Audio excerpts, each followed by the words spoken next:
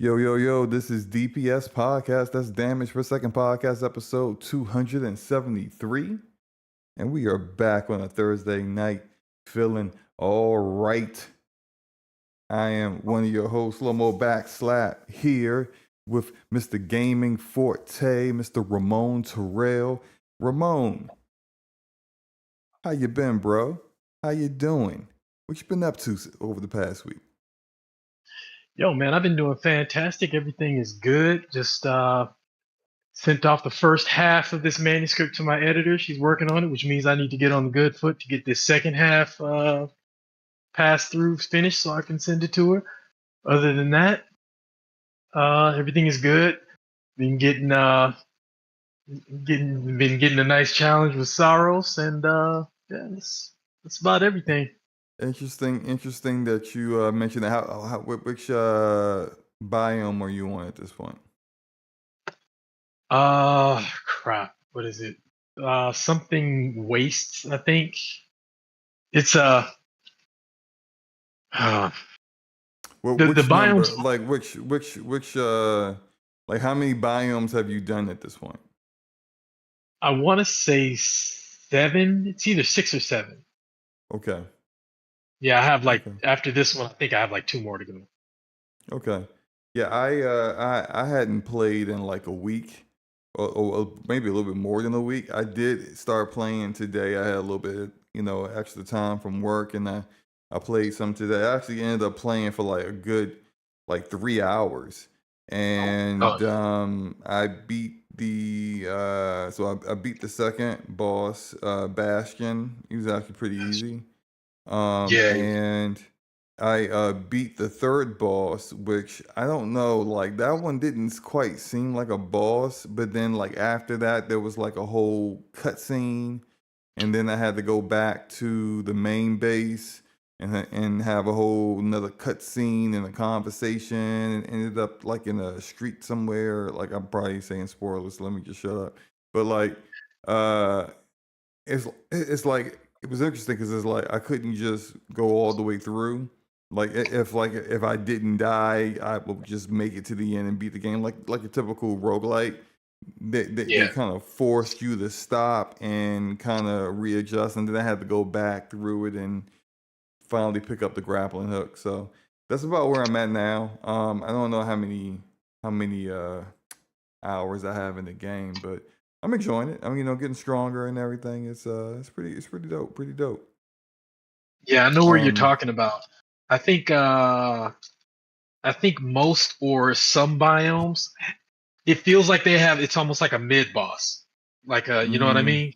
mhm. Kind of like a mid boss, not like an actual like full on, you know, overlord Right. boss, even though you Right. call it that.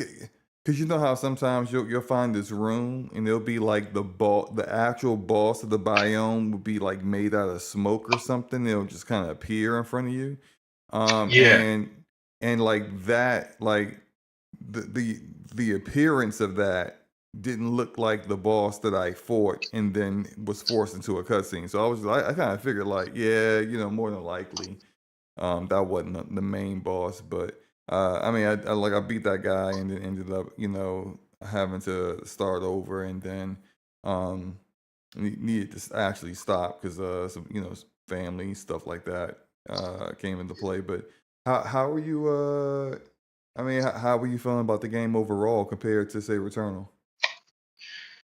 So I feel hesitant to say that I kind of like Return a little more, only because Okay. I don't want it to seem like Sorrows falls short in any way because it doesn't. It's kind of interesting because I think overall feel and I don't know, like maybe atmosphere. I don't know. There's some kind of sauce to Returnal that makes me like it more than Sorrows by a hair. But Mm-hmm. Sorrows, like moment to moment, like the action is more frenetic. Like I mean, just the fighting is way more frenetic in Sorrows. Like Yeah. it's crazy. Like so, there's things about Sorrows that are more difficult than Returnal, Returnal is more punishing. That's what I would Mm. say is Returnal's more punishing than it is, and Sorrows has moment to moment that's more difficult. Got you. Weapons I still feel the same, better in Returnal, but there are some really good. There's two really good weapons. Bosses are great, but I think the bosses in Returnal are more creative, with the exception of the Architect. Well, I'll leave it at that. The Okay. one that I was struggling with that I finally beat, that one is really cool, but overall, from the bullet hell stuff, and in just bosses in general, the Returnal ones are more creative. But again, me saying more creative doesn't mean the ones in Soros aren't creative. It's just Returnal just edges them out. But like, it's a fantastic game though. I'm loving every minute of it. Dope, dope, dope. Every death feels fake. Yeah. Forte, how's it going, bro? What mic are you on? Who, me? Mm-hmm. I should be on my my Elgato mic. Why? Because you sound like you sound like you're in the town hall. Oh, you know what it is? It's because I'm in my office now, and because I had to remember I had to renovate my office. Oh, so Um, you I literally got in the bare tin can walls. right now. Oh, yeah, Yeah, I you're in the got tin bare. can now. Okay. Yeah. So I need to put stuff up on the walls. I actually want to get like those like before I had the issue with the office and had to get things renovated. I had stuff on the walls, but I took it all down because it was like the walls were coming down as well, like half the walls did. And so now it's like I need to you know those things that like streamers get? It's like I forgot what they're called, but like people just put them on the walls and they're just there for acoustics. I mean, they look Mm-hmm. cool, but they're there for acoustics really. And I wanna get a couple of those things. And I'm also gonna get some like Washington Redskins and Commander stuff, just kind of just fill my office out with everything. Because I've moved everything in. I got my workbench for working. I got I got file cabinets. I got my office refrigerator. My desk is all super set up and everything, and it's just the walls are super bare. So yeah. That's I was hoping it wasn't like my because I double checked you guys to make sure they could hear you, but I didn't double check my mic. I was hoping it wasn't using because I'm using these Sony End Zone earbuds, but the mic on them is like horrific. Boo boo. So I was hoping it wasn't that coming out, but it's not. It's No, just it makes sense. I mean, like I said, it didn't you didn't sound bad. It was just I just heard the background, not your background, but I could definitely once you said empty room, I already know what you're talking Yeah, the about. acoustics. Yeah, just kind of the acoustics are wide. off. Yeah, Yeah. and You got a and bunch and of I've walls you been bouncing off right now. yeah, and prior like for maybe like almost a year, uh, I had been podcasting because with my bench and my desk is like was on the other side of my basement. Like my office is in my basement, but like on the other side of my basement where it's like a lot of open space.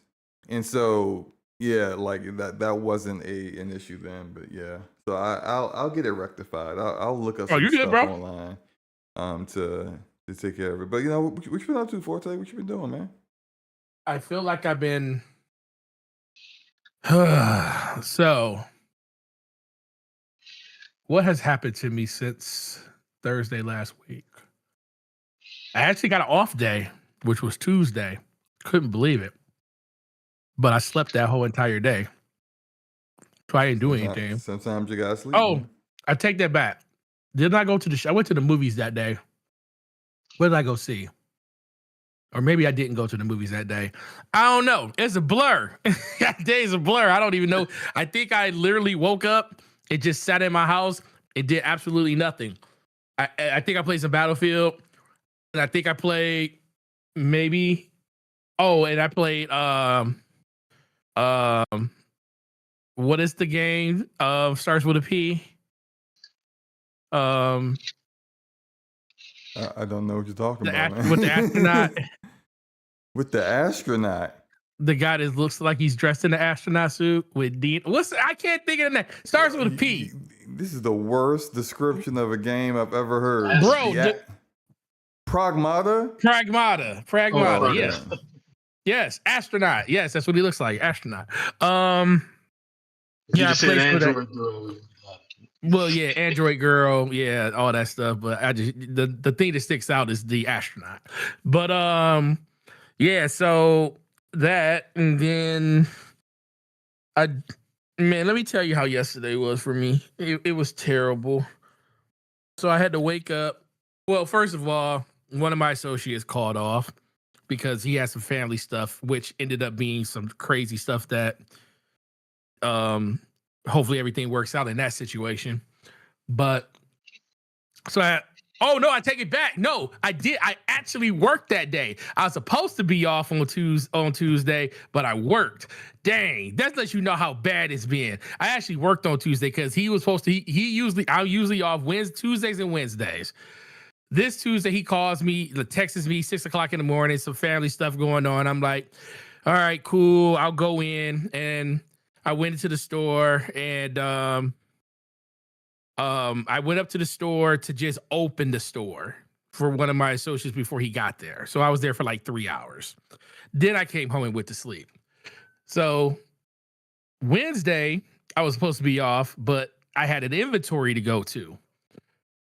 That was an hour and 40 minutes from my house. And we do morning inventories now. So you can imagine 8 a.m. is the arrival time. That means I'm leaving out of my house at 6:30, which is about the same time I got to drop my daughter off at the bus stop. And then I had to wait for my friend because he rode with me out there because he doesn't like to drive anywhere that's longer than 30 minutes away. Shout out to Clinton if you're in this podcast because he listens to it all the time. So I did that. And I get to the inventory and I'm like, okay, cool. And first of all, I didn't go to sleep until 11 o'clock. So I had like 5 hours of sleep. I get there, knock the inventory out from 8 to 11. Then I'm driving home. Then I get a message from my DM saying, hey, this stuff didn't get checked off on. That was a task that needed to get done. And they sent it back to me because it was like the pictures I took were wrong. So I was like, and she said, this needs to get done today. And I'm sitting there like, I wasn't planning on going to my store today. I was going to go home for the rest of the day because technically I was supposed to be off. And I get there, and next thing I know, I go up to my store, and after driving home for an hour and a half, by the way, I get to my store at 1. I stay there till 4:30, and because I had to leave to go pick my daughter up from track practice and then drop her off. And then she had to be back for spring concert because it's their last spring concert for the band, what's the name? And she had to be back at by 6:30. So I was like, screw that. I'm not going back to work. I still had to go back up to my job to finish it because I did a lot of this stuff, but there was stuff I needed to take pictures of. And I didn't want to do it. And I didn't want to go back up there for an hour to do it and then go back to take my daughter back up to the school. And the reason you're probably asking, like, well, why don't you got a wife? Yeah, but she was at work. So she couldn't do anything because she was at work, and shout out to her. So I go home, pick her up, well, go to school, pick her up, take her home, sit there for like 20, 30 minutes just to decompress in my driveway while she was in the house getting the stuff she needed for that. Then we take her back to the school. She has to stay for the whole thing since it's the spring concert. They asked the parents, like, hey, even if your kid has a performance early in the day, we want them all to stay together so they can all celebrate each other by the end. So this is like, she played at like 7 o'clock or 7:15. We didn't leave until almost 9 o'clock. Now, watching somebody get pied in the face at the end was pretty great. But so I take her home after that's over. Now, mind you, I've been up since 5 o'clock this morning, not a lick of sleep, nothing. Go home, drop her off, sit in my driveway for another 20 minutes. And I'm like, I got to go back to my store and take these pictures and finish this stuff. So I go do that. And I finally get done at like 11:15. And then I come home. And then for some strange reason, I get this burst of energy. And I want to, it's like as soon as I feel like I want to go to sleep, I can't go to sleep. So then I come downstairs. I looked at Discord. I didn't see SloMo on. And I said, well, if I call SloMo and tell him I'm about to play a video game, he's going to be like, well, let's play some Call of Duty. And I ain't trying to commit to 2 hours of playing a video game. So I said, I'm about to just jump on Battlefield for like 20 minutes or 30 minutes. Let me tell you, bro. I didn't even finish the match, and next thing I know, I wake up with my head on my keyboard, and it's like 2 o'clock in the morning, bro. And then I went upstairs and went to sleep. And then I had the best sleep of my life this morning because I didn't have to get up super early. But just the things to say, I haven't got a chance to really play anything because I've been working like crazy. Today, I was supposed to be off work by 4 o'clock. That ain't happened because I had a call off, so I had to stay all the way to close. And eBay turned us down and said that, our offer sucked and GameStop can't buy us, but I still think it's going to happen at the end of the day. But yeah, so that's been my elongated week. Because it did suck, Forte. That was a terrible offer. It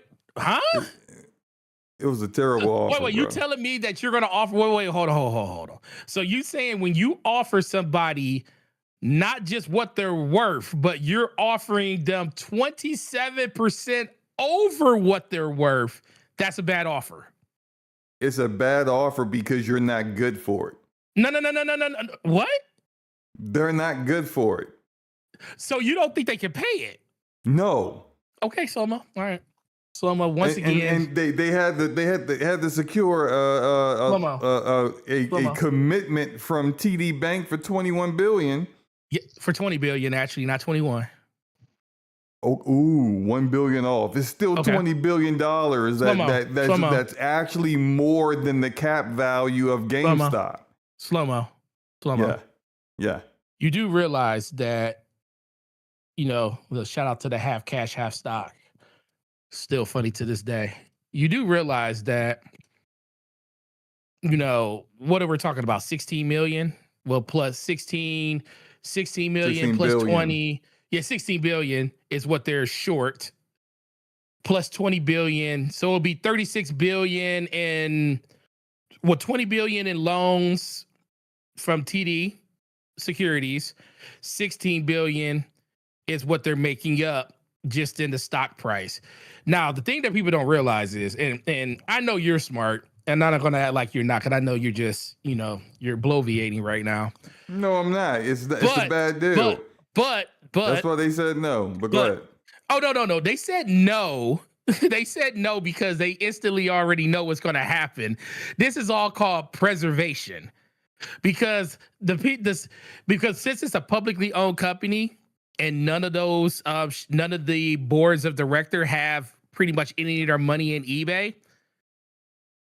Like I think the whole entire board has less than 3% of their 3% is stock shares inside of eBay, where GameStop has I think GameStop has either the most or they're tied with the most amount of shares that anybody has in eBay. They have 5% of it. Just think about that. GameStop has 5%, and they're like one of the leading. Can we hold on this because it's a rapid fire topic? Oh, it is. Oh yeah. We got. Well, you should have said that before I started talking. Well, you've been just talking. Well, because I have energy now, and I was tired, and you asked me what have I been doing, and I second chance. I asked you what you've been doing, and I told you what I've been doing. Now we talking about eBay. Did I not tell you what I was doing? I told you exactly. I gave you a brief. I did you a brief description. That was not brief, and you weren't doing eBay. So there was. We'll get to it. We will get to it. Yep. And I almost bought Marathon, and then I decided not to. Well, you're a little late to the party. Buying Marathon at this point right now is you show up to a party that everybody already left. Ain't no food left. Ain't no alcohol left. There's a couple of dudes leaning against the wall talking about themselves. They're doing the shorter lean. Half donuts. Right. Mm-hmm. Everybody done rolled out. It's just people hanging out in the front yard, just talking. Mm-hmm. There's a dude vaping over there. It's the house. Yeah. Party's over.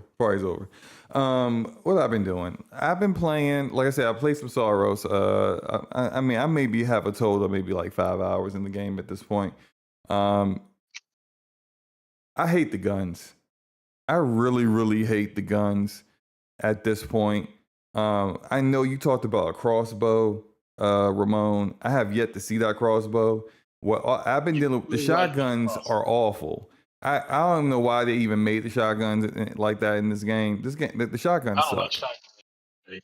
shotgun. I only like the smart rifle and the tactical rifle. Of the two that of the weapons that I have dealt with right now, those are the only ones that I rock with. If it's not the tactical or the smart, and there's like a heavy rifle, but it doesn't have the it's like auto enabled or whatever. So it's like, I mean, like it does more damage than the other two, but you really gotta like aim. And with the whole bullet hell and me running for my life, I'm like, nah, give me the other guns where I ain't gotta like, give me a little bit of aim assist. So Let me just interrupt you real quick. Let me just interrupt you real quick. The crossbow, and then there's one other weapon that has these discs, and then when you shoot the discs, they embed in the enemy and do damage. And then you press the other button, and they just start spinning and grinding inside the enemy. Like when you get that weapon and you get the crossbow, you're gonna feel a lot better. Yeah, Sorry. yeah. Right now, like where's that at? Give me that one, because I be getting so angry. Like I get a drop for a weapon, and I'm like, oh, okay, what is this? And it'll be like my current gun's like a damage 23 or whatever the number is. It's like 23, Yeah. and then it's a shotgun that's 35. Yeah, I can really use that 35, but it's not going to be that shotgun. I know that for sure. I'm not using that. So, that's been like my one thing I think Returnal has over Soros is the weapons are better. Visually, Returnal on PC still looks better than Soros, but it looks like on PlayStation, it looks better than Returnal, but I'm enjoying the story and where it's going so far. It's pretty interesting with the different like teams that are stranded there, and then like the time lapse and trying to figure that out and everything. Yeah, I mean, look, I'm enjoying it, and I'm glad I got some good time in today to play it, because now I'm kind of like really motivated to play it more. I think what's been kind of holding me up is then like a lot of home stuff. But then when I do play anything, I'm like, you know what? I need to finish Crimson Desert. And Crimson Desert has like 12 chapters, and I'm like halfway through chapter 10. I'm like almost there. And that's just like, but like something that's kind of irking me with Crimson Desert is that like my armor isn't fully like refined yet. And in order to refine it, I need to like grind materials to get like to go to the blacksmith to make him stronger. And I really just don't. I'm kind of like a glass cannon right now. Like I do a lot of damage, but like when I go up against bosses, it's literally like 3 hits and I'm using the Palmer pill. And so it's just, if I can just get my armor up a little bit better, then I can go ahead and just like wipe it out, and then I can start proc mod finally. But I'm glad I just started Returnal without doing that, because I ain't gotta worry about it. What else? Okay, so I started this other roguelike just for funsies, because there's this guy in this Discord.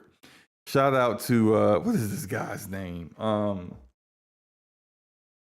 can't remember his name now, but it's funny guy, because he's a Xbox fanboy, and he's just hating on Soros and Returnal because they're PlayStation first party games. No other reason. He just hates PlayStation. Who you talking about? I can't remember his name. I just said I can't remember his name. So this is hilarious. He says that Soros is a watered down version of Enter the Gungeon. And I was like, huh? Are you on drugs right now? You been drinking? And he's just like, no, dead ass. It is a watered down version of Enter the Gungeon. And so I said, you know what? Enter the Gungeon is like $5 on GOG. Let me go ahead and buy this game. And come to find out, guess how many hours this man had in that game, in Enter the Gungeon? And he said all this. 3 hours. And how many hours do he have in Returnal and Sorrows? 0. Double goose eggs. So I said, you know what? It's just like fanboys got fanboys. So because he only had one achievement in that game, I decided to be petty, buy the game, and then make sure I get more than one achievement. So I did the tutorial, which is the one achievement, and like I beat like the first boss or something like that. You know, it's just funny. It's fanboys going fanboy. But so like, it is a pretty decent roguelike. I love your pettiness. Yeah, you know, you care way more than I do. Way more. It was $5 in like an hour and 15 minutes of my time. I said, why not to make someone feel silly, you know, for fanboying. He'll probably say, if he was smart, say, well, I got you to spend $5 in an hour and a half of your time just to try to prove me wrong. Oh no, he actually jumped on the game and tried to get more than one achievement. So I actually ended up getting him to actually play the game. But I wouldn't call him an idiot. He just foolish fanboys will be foolish fanboys. I'll say that. But Enter the Gungeon is an older game, and it's supposed to be a sequel coming out this year. But look, if you into roguelites, like I had always heard about the game and was like, oh yeah, I've heard about it. I knew it was an indie game, but I never played it. But it's pretty decent. So, you know, it's an isometric view. I mean, it ain't no Hades, but it's a pretty decent roguelite. If you're into roguelites, you know, you should check it out. I felt like there was something else I wanted to say that I've been playing, but I can't remember what it was. Oh, yeah, my bad. Call of Duty, because I got the footage here. So I gotta apologize to the people. Playing this game, but go ahead. Yeah, I'm still playing the game because I'm good at it. You know, like that's true. If you're good at something, you will keep playing it, I guess. I have to apologize to the people that I ran into today, because like I saw, like, shout out to this YouTuber. His name is Exclusive Ace, and he had a video like, what's the fastest build you can come up with? Is someone eating? I'm hearing like a sound. Forte, are you eating? No. Okay. You sure? I'm muted. So very much so. Okay. All right. He had you a know, video, if I was eating, because I smack. Yeah, that's what I thought I was hearing. No. You know it was me eating. So you might have heard me drinking. That might be what you heard. I heard something. Anyway, so this guy had a build, and he's like, this is the fastest build in the game. And I was like, oh, well, you know, let me try it out. And so, you know, I had the gun already unlocked. I had the all the attachments and everything, and you know, I was like, oh, let me try see how it works. Man, I kind of feel bad, because like the way out, like after each match, like these dudes in the lobby was chewing me the hell out. They was just like, they let you have it. Yeah, they must have assumed, because I was moving so fast and you know, doing all the movement, that I must have been like a 15-year-old kid or something, and not 45 years old like I am. Because they was just like, this guy's just moving all around. F this guy. F you. You suck. You ain't nothing without all that damn movement. And just every time the match was over, they were like, yeah, he went 41-10. It's just hilarious. It was just hilarious. So I somewhat apologize, not really apologize, but it was funny. I had a good time. But yeah, you know, Like, what are playing you Call of supposed to Duty. do? Just kind of stand there, or like, why would they get mad because you try not to get hit? I don't understand. Like, I mean, I look, don't play if Call I of was Duty, so I them, don't know. yeah, I don't get people who just complain when they get bodied. Like if I know the person isn't cheating, I look at what they're doing. All right, so well, you know, if I think their gun is attachments for their gun is pretty dope. You know, there's a way to import that. You can import the gun build for that weapon and bring it over, you know, so that you could apply that to your weapon, that specific weapon for you. You know, when someone kills you, you see what perks they're running. You see everything. So it's like, hey, maybe try it out. Maybe you can make it work Maybe. for you. But people instead, they just be upset, man. I don't get it. Um, Mm. but no, I've been you know, I've been playing that. I feel like I will probably hit max level before Modern Warfare 4 comes out. I think. I mean, it depends. Depends on if there's another multiplayer game out there that ends up stealing my time. Who knows? Maybe, maybe not. But we'll have to see. We'll have to see. But I Mm. do intend on beating Crimson Desert before next show, and I do Mm. intend on starting Pragmata, so you guys can get my impressions on that. Oh yeah, one more thing before we get into the rapid fire topics. I I have completed my testing of the Steam controller, and Where the video? I said I wasn't going to do a video. When I start making videos, it would be more of an educational thing to teach people about this stuff before I start doing into full on like reviews of controllers. But I can confirm the polling rate thing.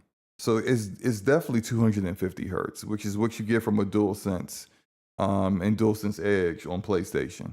Or DualSense, regular DualSense on anything is just 250 hertz. But the 8 millisecond latency on the thumbsticks is actually more like 4.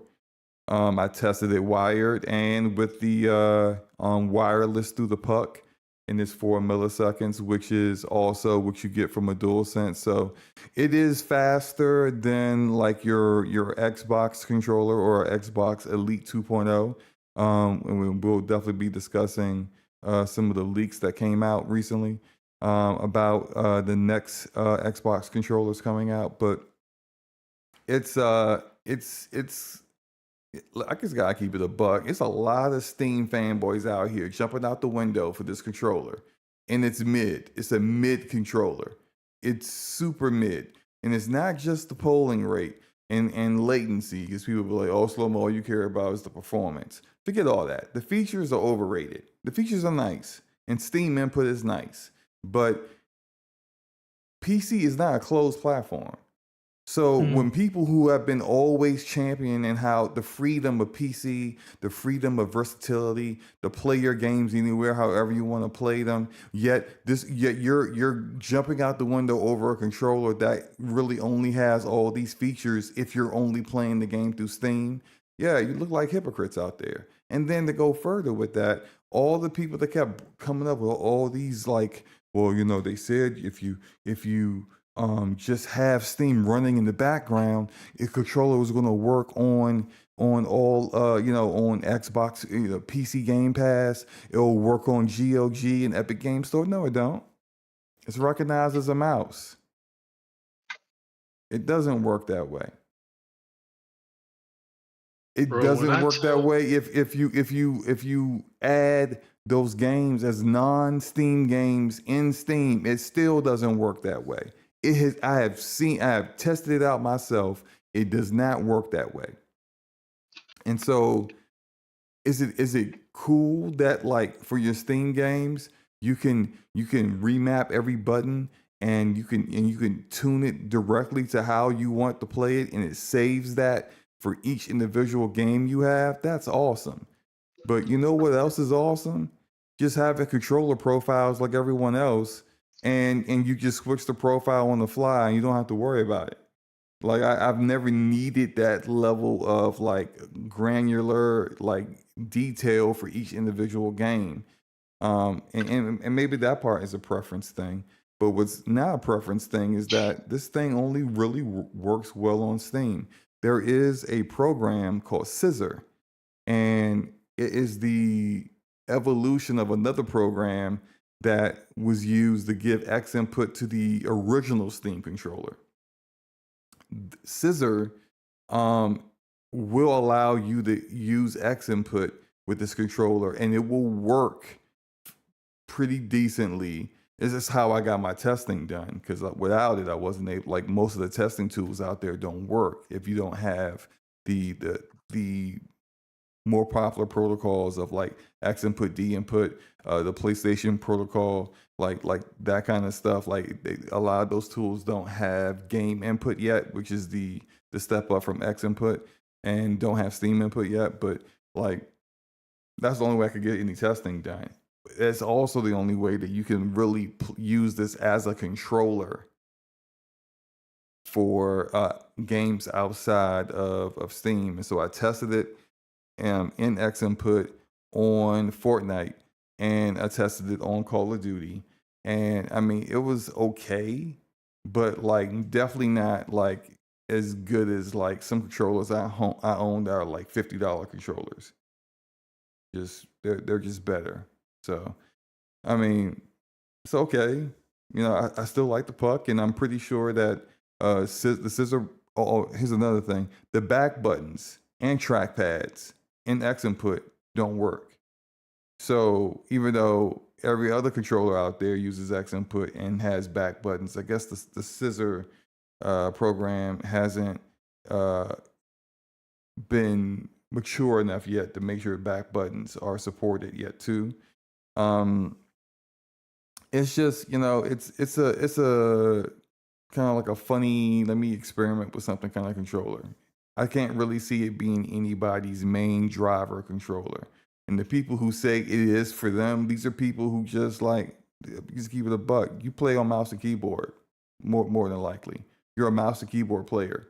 And so you even having a controller is more of a novelty out of anything than not. So if you're looking for a controller that's going to be like your main thing, if you're not someone who has like 5 million controllers like myself, you just want 1 or 2 controllers, I don't really think this is it for you. So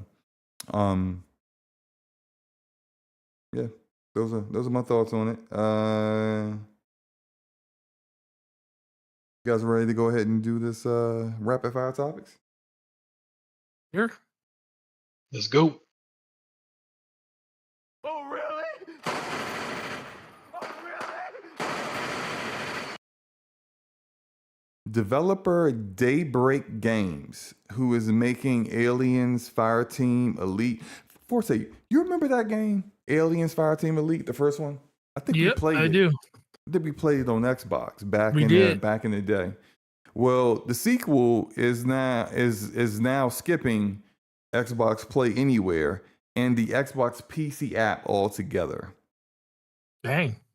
Yeah.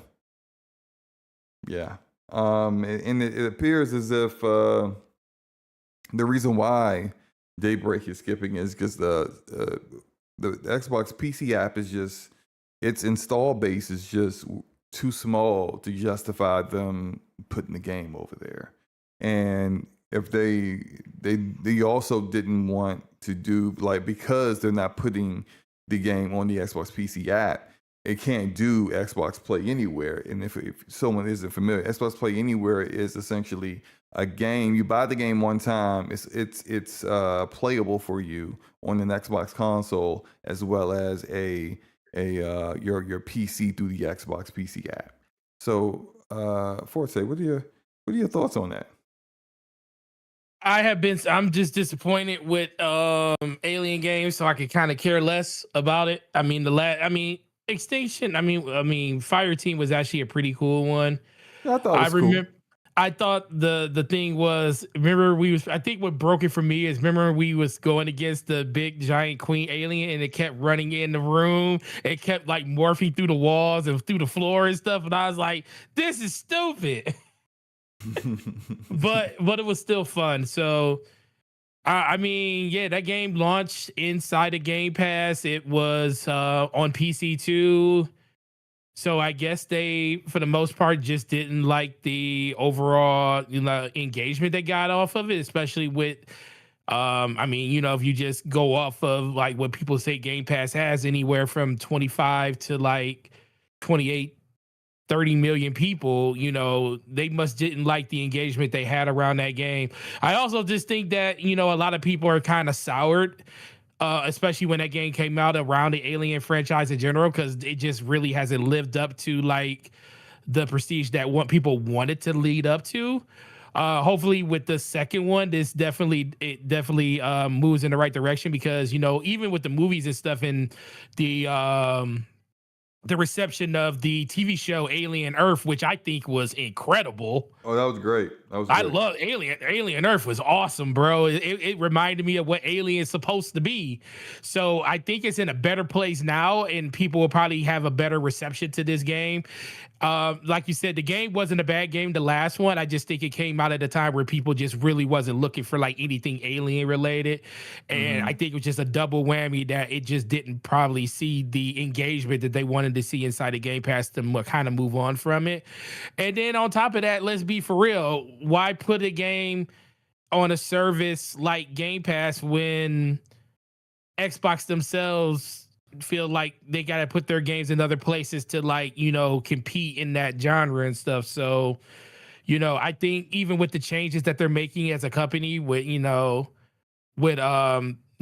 kind of rolling back all the stuff with under the basically the new Xbox is what they're calling it, developers and publishers still have to see the proofs in the pudding before they jump into like partnerships and stuff with like Xbox to see if it's going to be beneficial for them to do things like put stuff in Game Pass and things like that. Because I always look at it as like, well, the only reason Xbox does it is because they basically set themselves up to do that right back in 2017, where they told everybody that all games that are first party are going to be inside of Game Pass, where developers can pick and choose where they want their stuff to be and stuff like that. So I'm looking forward to it, because like I said, I think the franchise is in a better place, but I'm not surprised that they're skipping Game Pass and skipping the Windows, the Xbox store on Windows too.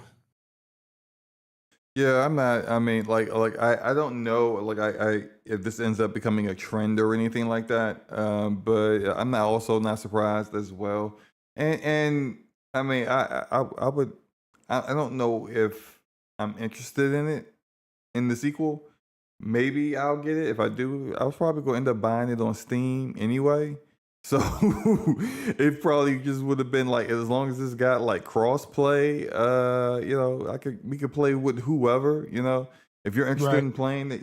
If you decide, yeah, I'm gonna buy it, then I'll get it, because it's a 3-player co-op experience. So you need to have like, it's not something that you want to play by yourself anyway. But yeah, it's kind of interesting. Ramon, what are your thoughts on all this?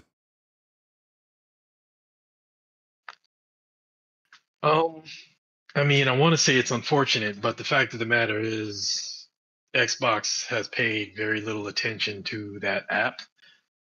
But back right when I sold my Series X, I realized, I was like, oh, that's right, Xbox has Play Anywhere, because I had bought Psychonauts 2 and Forza Horizon 5 and I think it was like a few other games, and I was like, oh, okay, I don't have to rebuy them. And this was before I knew how it all worked. So, I was like, okay, so how does this work? And I play them on Steam. Like, how do I do this? So I Googled it, and it was like, oh, you have to play, it's Play Anywhere, but, through the Xbox app. And then my mind flashed back to every single person that I know and have ever known who games on PC that has experienced the Xbox app. Long story short, I rebought all those games on Steam. So I don't even want to bother. So I mean, it's unfortunate for people who are invested in Play Anywhere, and that's a feature that they care about. It's really unfortunate for them, but it's, I mean, it's Xbox's own fault. There's no reason why that app should be running so badly. There's no reason why, those things should be happening. So I mean, the fact that they're passing up the app, it's unfortunate for customers. But I don't Yeah. really have much else. I mean, as far as the game itself, I'm not interested in it. That's not my thing. But you know, if this is a trend to continue, like I don't know. Like Asha's outside. She's doing her best. So we'll see if she can turn the ship around. But other than that, I mean, that's all I Yeah, got. and it's like I'm glad you mentioned the performance of the app because it's not like developers are just like they just don't believe in Xbox or they just don't think that it's possible that people would. I mean, well, there probably is a degree of them thinking it's just like not too many people are going to be checking to buy a game through the Xbox PC app. Most people just don't. You don't even think about it really when you're on PC. You just you kind of use this just for Game Pass because that's what it has Game Pass. But I just recently with what was the game? Crimson Desert. Just like the various weird issues the storefront has. Just like no one else has these problems. With Crimson Desert, the game was like not available for the longest time for pre-order. And then when it came out, even I think people had some issues with it on the Xbox console as well. But on the PC app, it had all kinds of issues with people just playing the game. Far more bugs than the other versions of the game on Steam and Epic Game Store. And it's just like you're not helping yourself. You're already like kind of an afterthought. Not kinda. You are an afterthought on the PC platform. Like you really need to kind of be above reproach when it comes to performance, when it comes to how like when people if someone does choose to use your storefront, it's a great experience. That's the only way you're gonna get them to come back. But when it's not, it's just what are we doing here? And it's like I'm always seeing people having these random issues with the store, and it sucks, man. It sucks, but like you said, Ramon, this is something that Ash has gotta rectify, and it's her bag now. Phil Spencer had been saying for like 6 years that oh yeah, the PC app experience isn't good. We're going to fix it. Okay, never did. So it's what it is, man. Bro, Epic Game Store works well, and they can't get a foothold. That's the part that kills Right, me is their right. app does not work well, and Epic Game Store's app runs well, and they still can't get a foothold. I tell you, man. Okay. Yeah, let's move on to the next one. You guys ready?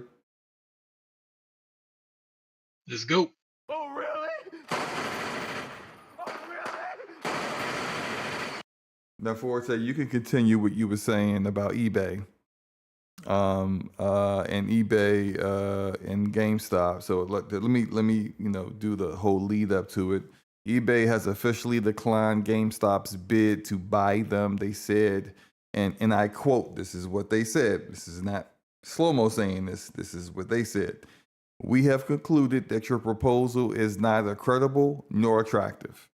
And also considering the pretty embarrassing interview that the GameStop CEO had, where he was directly asked how do they intend on financing this acquisition, and he seemed to not be able to come up with a coherent answer. It just seems as if this was kind of like a foregone conclusion that they were going to decline this. Forte, you have some Yes. many thoughts about this. Go ahead Yes. and continue, sir. So I like how. Let me ask you, when you watched that, okay, so when you watched the interview, now I laughed when I saw the CNBC interview because I It was felt the like oddest interview I've ever seen from a it was CEO. super odd. I It have was odd that it never was. seen anything like it. It was It was like I was odd. watching a movie. It was odd as crap. But guess what? After listening to a lot of the different interviews he did since then, because that was the first one he did. Ever since that interview, I believe in this more that it's gonna happen. Because like So you I think they're just going to make another bid? oh no, I don't I think the bid is over. I think they're gonna do a I forget what it's called. They're going to do a they're going to go basically to the shareholders themselves, and they're just Oh, a going to hostile have takeover. they're going to do a vote. They're going to do a vote, and GameStop only needs 50.0001% of the shareholders to go in and go into agreement for this to happen for them to buy out their shares. Because if they go to the shareholders, and the shareholders, if they do the same offer to the shareholders and say, everybody that is in favor of us doing this would get, the $125 for their share, half stock, half cash. And which a lot of people don't understand, because I think the reason that there was a lot of stuff that I guarantee wasn't being said that he didn't want to share, and that's why he couldn't answer that question the way he wants, because Ryan Cohen is not dumb.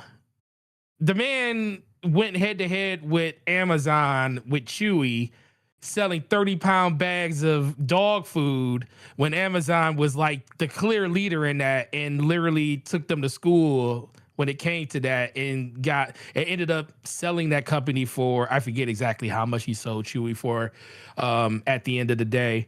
But the fact of the matter is, the way that the stock is going to get broken up when they say half cash, half stock, people keep saying, well, GameStop stock isn't worth that much. I would say, no, when they say half cash, half stock, they're talking about when the deal closes, you will get half the cash price. So what is it? $62.50 in cash for every stock you have. And then you will also get stock in what the new combined GameStop and eBay stock price would be. So we don't know what that would end up being. GameStop is in value. GameStop is around like $23 a share. eBay is around $109 right now. So you would still get a premium on that, but then whatever that new stock is, it will be in the S&P 500, because eBay is part of the S&P 500. So the stock is good. They're just going to basically merge into that same entity. So whatever that stock is what people would get. They would get the other half and whatever that new stock price is going to be. So, and then eBay grosses, I think their revenue is like, I think they said it's like $8 to $9 billion, between $7 and $9 billion a year revenue wise. I think they clear in profits about $3 billion a year. So what Ryan is basically proposing, and the reason that these shareholders are turning this down, and this is in my opinion, is because in all the interviews I listened to, these people know that they're not going to have a job if they accept this deal. Because I literally listened to Ryan Cohen in interviews tell people that I can't stand this board. I can't stand it. He literally just went out and told these people that you guys will not have a job after this is all said and done, which is crazy. And it's like out there in all the interviews he said, especially the last one, I forget who he did it with, but he literally said, like, yeah, these people will be gone. And he even said they should have turned this deal down because they know it's not good for them. The deal isn't good for the board of directors. The deal is going to be what's good for all the shareholders, and the shareholders are who they're going to go after when it's all said and done. How is it good for shareholders? Because, so perfect example. So his words are basically saying that the way eBay is being ran is basically making money by accident at this point. Because it's like right now, they don't have to do any, like the shareholders, like the board doesn't have any skin in the game, basically, is what he's saying. So they're not incentivized to do the things to make eBay better because they're just raking in the profits from eBay just being eBay. You know, is that right now, you like you said, you're getting $3 billion annually in profit off of eBay just because of what it is. And he's the first one that says eBay is a way better business than GameStop is. And GameStop is very profitable now. They went from losing hundreds and hundreds of millions of dollars to making hundreds and hundreds of millions of dollars. And as much as I was always, and I was one of those people, I was always like, everybody kept telling me, say, you need to get out, bro. You need to get out. And I was like, you know, I like the job. It's simple. You're comfortable there. But I always had plans, like if it came to the come down, you know, exit plans and exit strategies were always something that you could fall back on. But the fact that the company is still where it is and thriving, and you know, yeah, people don't like the way that it's getting there, it's probably stuff that needed to happen a long time ago. Like I remember not even a year ago when we had, in my area alone, I think there were 22 GameStops within maybe a 20-mile radius of each other. Like a big circle, maybe 30-mile radius around. It was like 22 GameStops. Mm-hmm. It is like, that is so saturated. And I was just like, it's at some point, they're going to close a lot of these stores because there's no reason to have this many close to each other. And lo and behold, over the last 2 years, that's kind of what they did. They just, you know, went with the more profitable ones, scaled up. You know, my store literally has no stores within 20 minutes of it anymore. Like the closest stores are like 25 to 30 minutes away.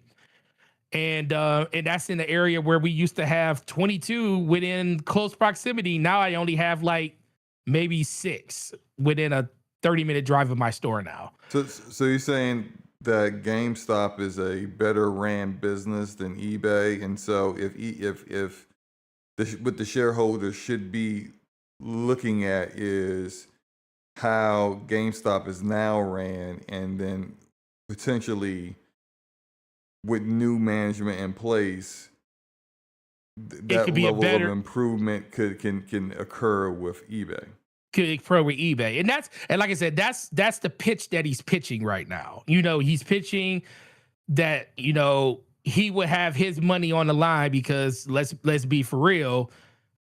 It's all he gets, you know, significant bonuses and, you know, payouts if he gets, you know, GameStop and whatever entity that's part of it to a certain market cap. You know, I think in order to hit all of the tertiary tiers, he has to get like $100 billion in market cap to like cash in for everything that he's like in his contract and stuff.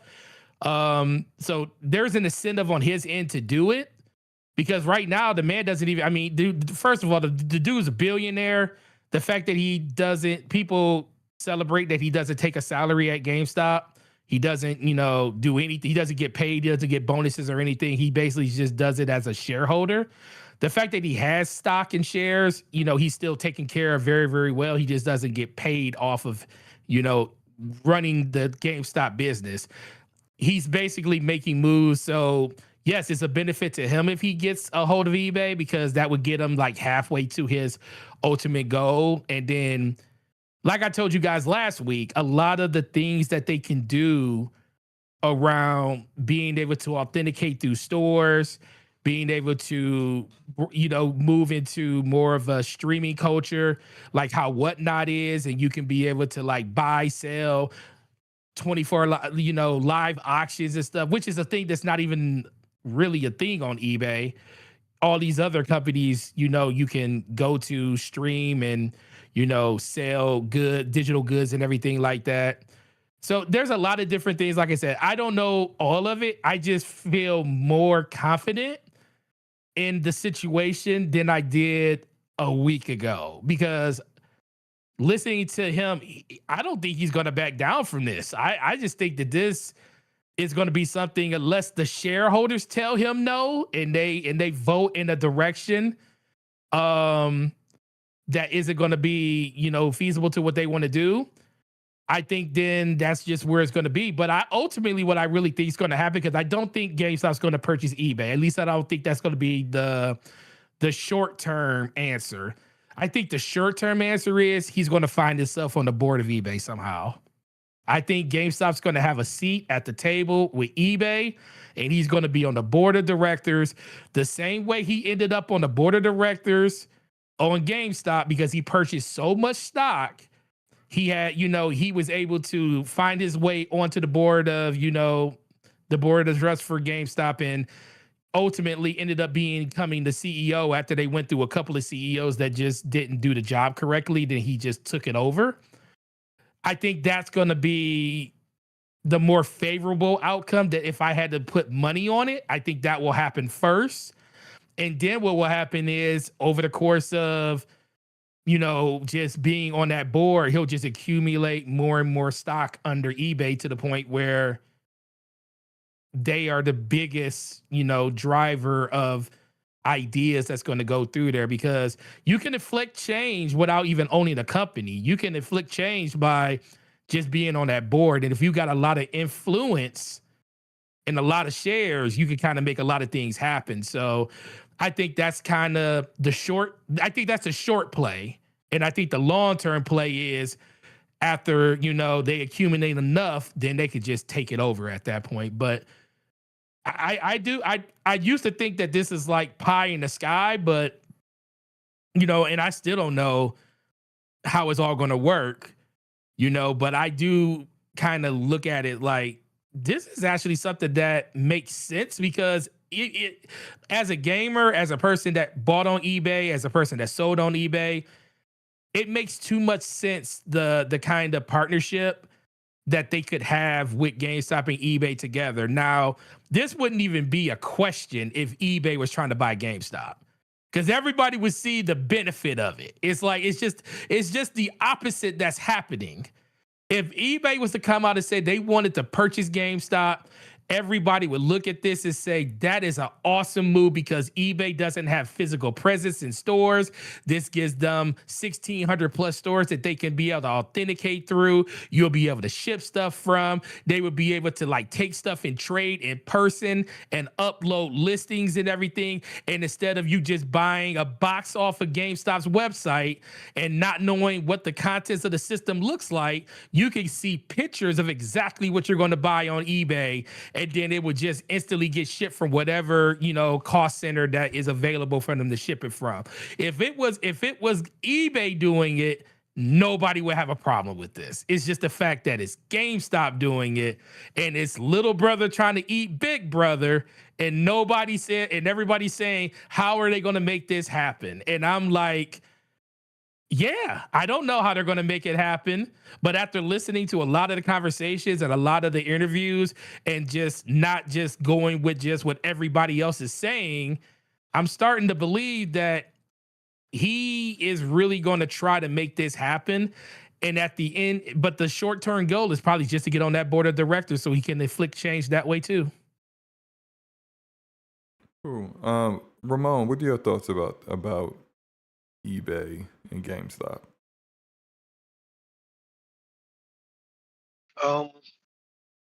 I mean, there's not much really I can say. Forte said it all, and he said it very eloquently. He's far more knowledgeable about this than I am. All of the possibilities that you laid out last week, Forte, just if they plan to do that, then I find that an exciting prospect. Especially with the authentication thing, because I sold my 4070 on eBay, and it mostly went fine. But SloMo, I don't know if you remember or not, when I told you, dude was like, can you test it out with this software and then send me the video? And I was like, okay, dudes be doing the Doing most. too Yeah. much. and Look, it was my first you time buy it or doing you it, so don't I buy was it, like, bro. okay.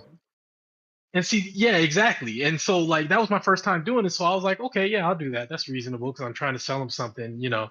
So but then when I went and looked at it and I went and Googled it, I was like, wait, this is overclocking software. And it was like, I'm not jeopardizing my GPU. So I messaged them and I was like, hey man, you know, I'll try to, you know, I'll upload a video of it, you know, the specs or like the you know, whatever you want. But I was like, I don't want to download that software because I don't want to accidentally mess it up. And he's like, it's not going to overclock. It's not going to blah, blah, blah, unless you have something to hide. And I'm like, so we went Yeah, from yeah. zero to See, having something to hide? it's always Yep. that nonsense with some of these guys, and I think it's also because they actually there are people on eBay who will put in multiple bids on multiple listings of the same item. Yep. They ain't got the money Yep. for everything. So what ends up happening is that they always do this, they overbid. They get super aggressive. And when I used to always like sell a lot of like my old GPUs and stuff like that on eBay. Whenever I had a case where, well, let's say I set the auction for 5 days. Mm-hmm. If in like day 2 or 3 there's a lot of movement on it, I already know it's going to be a bad time when it finally gets done because someone has driven up the price way too soon. Anyone who's ever done any auctions on eBay, you know how this works. It could be for 7 days. You just watch it. You just put it in one of your listings to watch, and when it gets to like 5 minutes before the auction's over, that's when you pay attention. Mm-hmm. Because most veteran eBay people will wait until it's almost completed to try the bid. And this is how you save yourself some money. You're not going to be out here bidding 3 days left into the auction and you out here in a bidding war. Because what's going to end up happening is that you're going to price the product out of its average price on eBay. And then whoever wins it is going to be sitting there like, damn, I didn't want to spend this much on this.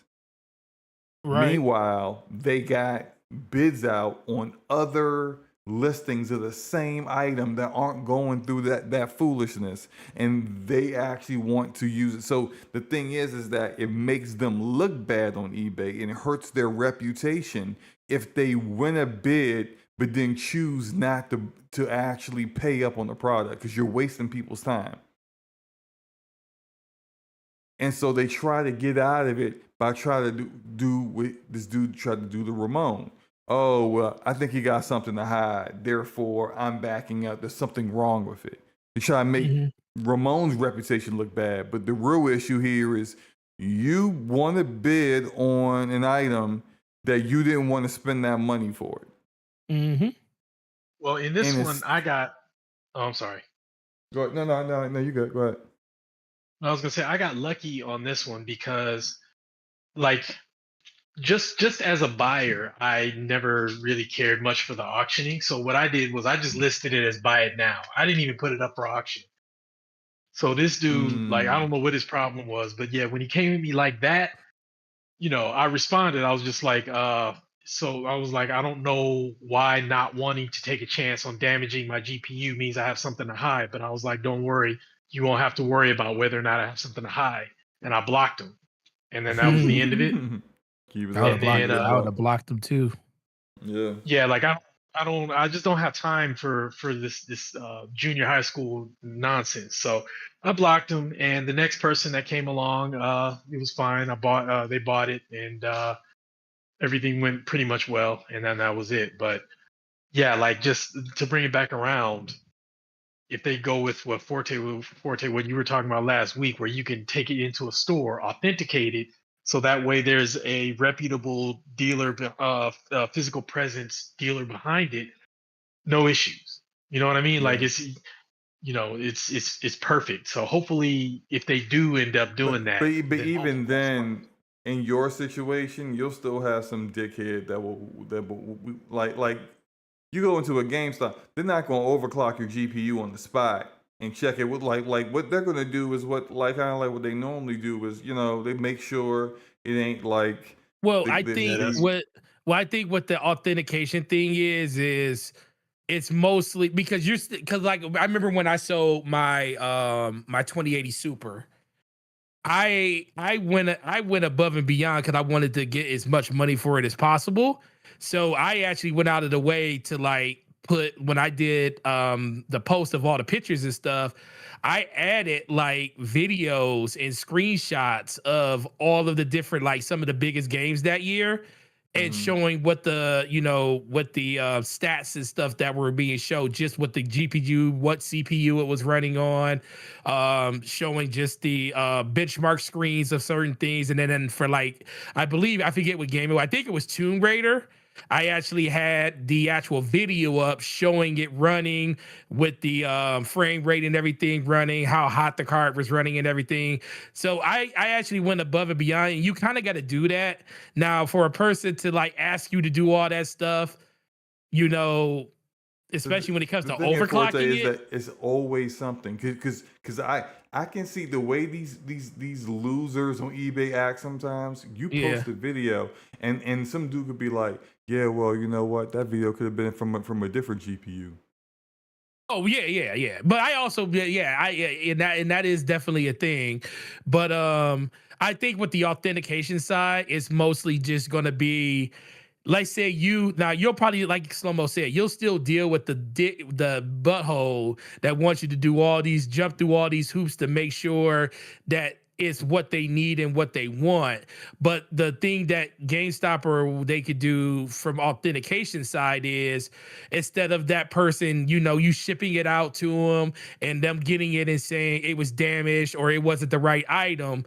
Once you already came up with the fact that the person is paying for it and you're shipping it, all you got to do is take it into a store. We verified that the item that you sold is the item that you're sending, and then it's like literally authenticated that way. And then you don't have to worry about that person receiving it saying that, oh, it wasn't the right item. No, I dropped it off at a store. They verified that it was that item, and you're full of crap. You know, so it kind of just takes away. It's like insurance, but you have a middleman that's insuring it on top of that. Because I seen multiple times, especially since I deal with like PSA and shipping cars and stuff through FedEx. I was watching videos of people that would take their stuff into FedEx and they would like literally, instead of packing their stuff themselves, they would take it into FedEx, video record them, like FedEx will box it up for them. So not only do they have a video of them doing it, they actually got FedEx on camera in their location doing it. And this person actually lost $25,000 worth of cards that he got recovered because he went into a FedEx and had them do it directly. And come to find out, they just happened to lose like a FedEx driver, not the FedEx driver, but they lost the box and they had to compensate them for that because their ownership had changed. So That's it's just another way to like ensure that what you're sending is the right item. So it protects you, it protects the buyer. So you can't basically say that, oh, well, the buyer can't say that, oh, I shipped the right thing. Well, if you shipped the right thing, you would have came to the store and the store verified that it was the right thing, but we wouldn't even like push it through if it wasn't. I still don't know how it would all work, but there will be some type of system in place to kind of do that because I know that's something he was talking about. And that's probably, and he even said it's going to start with the things that they're already entrenched in, which is like video games, consoles, hardware, cell phones, because we do cell phones and stuff. We return and trade cell phones at the store. Trading cards will be one of them that they would do. And he in the interview, and they even asked him in the interview, they said, what about the things that you guys aren't proficient in? Like you said, like graphics cards and stuff. He said, that's something we would scale up to when it's for things that we may not be entrenched in our hobby. But he said, those are things that's going to come. But we would start with the things that we know we can do well. And we would leverage the 16,000, 16,000, 1,600 stores to make sure that happens. So There's just a lot of benefits to it. It just comes down to what shareholders are going to think of it. If he could convince the shareholders, and I guess I'll ask you this: if you were a shareholder for eBay, would $125 on your $100 share, that you pay maybe $85 for, would that be enough to move you? Or what other things will have to happen for you to want to basically say, I'm willing to share my stock to make this happen? I would need to see. I would need to see what this TD Banks deal actually is. Because for example, remember, okay, so when EA got bought by that investment group that included that Saudi Arabian company and a bunch of other people, that when they made that acquisition, they borrowed, I think was it Bank of America? Yeah, I think Okay, so. Yeah, they borrowed like 21 billion from Bank of America. Mm-hmm. And what was important about that is that when they had to pay it back, because they had to pay back 17 billion within I think, matter of fact, I think it's by the first quarter of next year, they need to have paid back 17 billion to Bank of America. And when you look at how much money that EA makes, and they make good money. Right. They weren't in debt at all whatsoever before the acquisition. But they only really bring in like 6 billion annually. Mm-hmm. To get that done you don't bring in enough money to pay Bank of America back within that time frame. So how are you going to do that? Oh, you're going to have to start cutting some things. You're going to have to start laying some people off. You're going to have to start selling studios. You're going to have to start selling IP. And if I actually care about the company and the value of it and in its future, if I was a shareholder in EA, I would have said, hell no. Because what this means is that essentially you're turning everyone into a sweatshop in order to pay Bank of America back on time. You're going to have to sell everything that makes you unique, but doesn't make the kind of money that EAFC Sports and Madden make, and Apex Legends. This means that the games that you make that are creative, but they're a little bit of a risk, you're going to have to cancel those, which is exactly what they've done. And so when I think about that and I look at what this deal could have been, I'm like, all right, so what does eBay have to sacrifice in order to pay back TD Banks? What is the term period to pay back the minimum amount of money that needs to be paid back? Is it feasible? Right. Because if it's not feasible, what that means is you're going to have to make some cuts.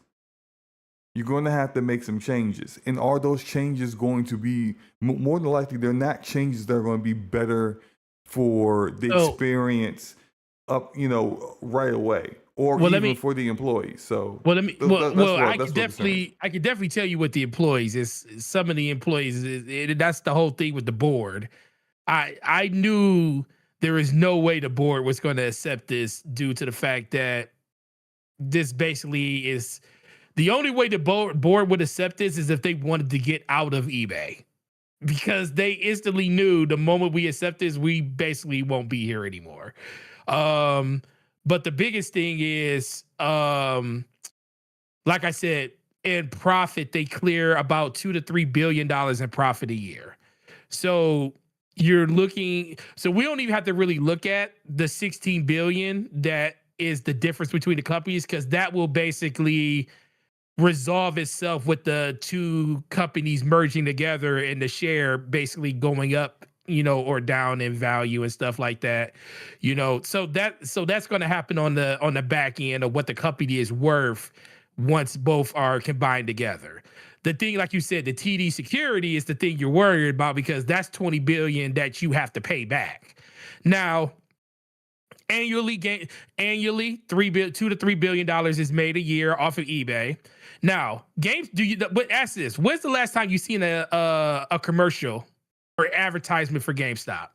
Not on social media. Like, just like look online or look at let the NBA finals or anything and see a GameStop commercial. I can't think of the last time I've seen one. Exactly. But guess what? GameStop is still recognizable and people still shop there like crazy. And I think that's the thing. That's one of the things, because that's where a lot of it's going to come from. eBay spends anywhere from $2.4 to $2.5 billion annually on marketing. That's the number one thing in all his interviews he keeps talking about, is like, why are we spending so much money in marketing when you're eBay? It's like, it's nobody like you. You're not Amazon. Now, are you trying to compete with Amazon? Yes, we're trying to compete with Amazon, but it's just like with Amazon. Amazon really doesn't have to promote as much in, marketing dollars as they do. But they do it because they just have infinite amounts of money. Now, if you're a company that wants to pay back, a loan that's this big, they're not going to lose. Like, we'll just be generous and say their annual revenue or annual profit if they don't market as much as they market. Say it goes from a 2 to 3, like a 3 billion or 2.5 billion in revenue or profit. Say it drops to 1.8 because they don't market. But then you're saving you're saving like $1.5 billion to $2 billion, because they might only market $500 million in marketing.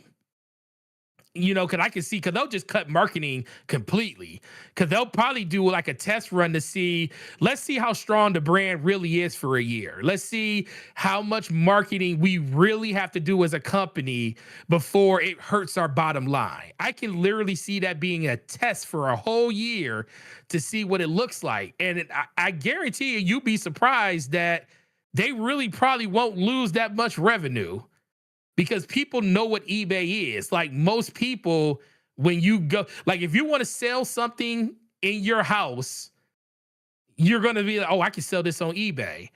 Or if you want to buy something online, the number one place you go is Amazon. It's like, oh, let me see how much it is on Amazon. Like, that's when you do shopping online. Like, if you go into Best Buy to look at a TV, you instantly go to Amazon to see how much it is there first, so you can price match Amazon at Best Buy. So it's like, it's one of those things that you don't even have to market it really. I'm not saying you don't want to not do any marketing, because, that's kind of, you want to, you got new people coming into the hobbies every day. But I think in his mind, he's looking at, we're seeing anywhere from 1.1 to 2 million annual users in growth a year on $2 billion of marketing. So something the math isn't mathing. So can we do the same thing with half that budget? So then you're taking like 1.5 billion in marketing and put it towards this security that you're doing, and you could pay off that budget a lot faster. The big question is, how long do they have to do it? Like, is it going to be a 5-year loan? Is it a 10-year loan? How much interest are you going to be incurring during that? Those are all questions that nobody knows the answer to, except for the financial people at GameStop that got this security already laid up from TD security. So I just think in general, it really comes down to, for like a lot of people said in the chat, people like selling at a premium. If you can sell your shares and know that you're going to get shares back, and that's the other side. You're going to sell your shares for $125 per share, but you're also going to get shares back in the new company. So you're not really losing. So, and I think that's the thing that people got to kind of think about at the end of the day. And that's why I kind of feel like it's only a matter of time that something happens. Like I said, if it doesn't happen when it comes to them outright buying eBay, it's going to end up with them having a seat at the table, which is almost just as good. It's just going to take you longer to get to the end goal that you want to get to. You know, you're going to infiltrate it from the inside instead of taking it over from the outside. All right. Well, we will I've never been definitely this see. excited to talk about freaking any of this. I've never cared like about stocks and stuff like that.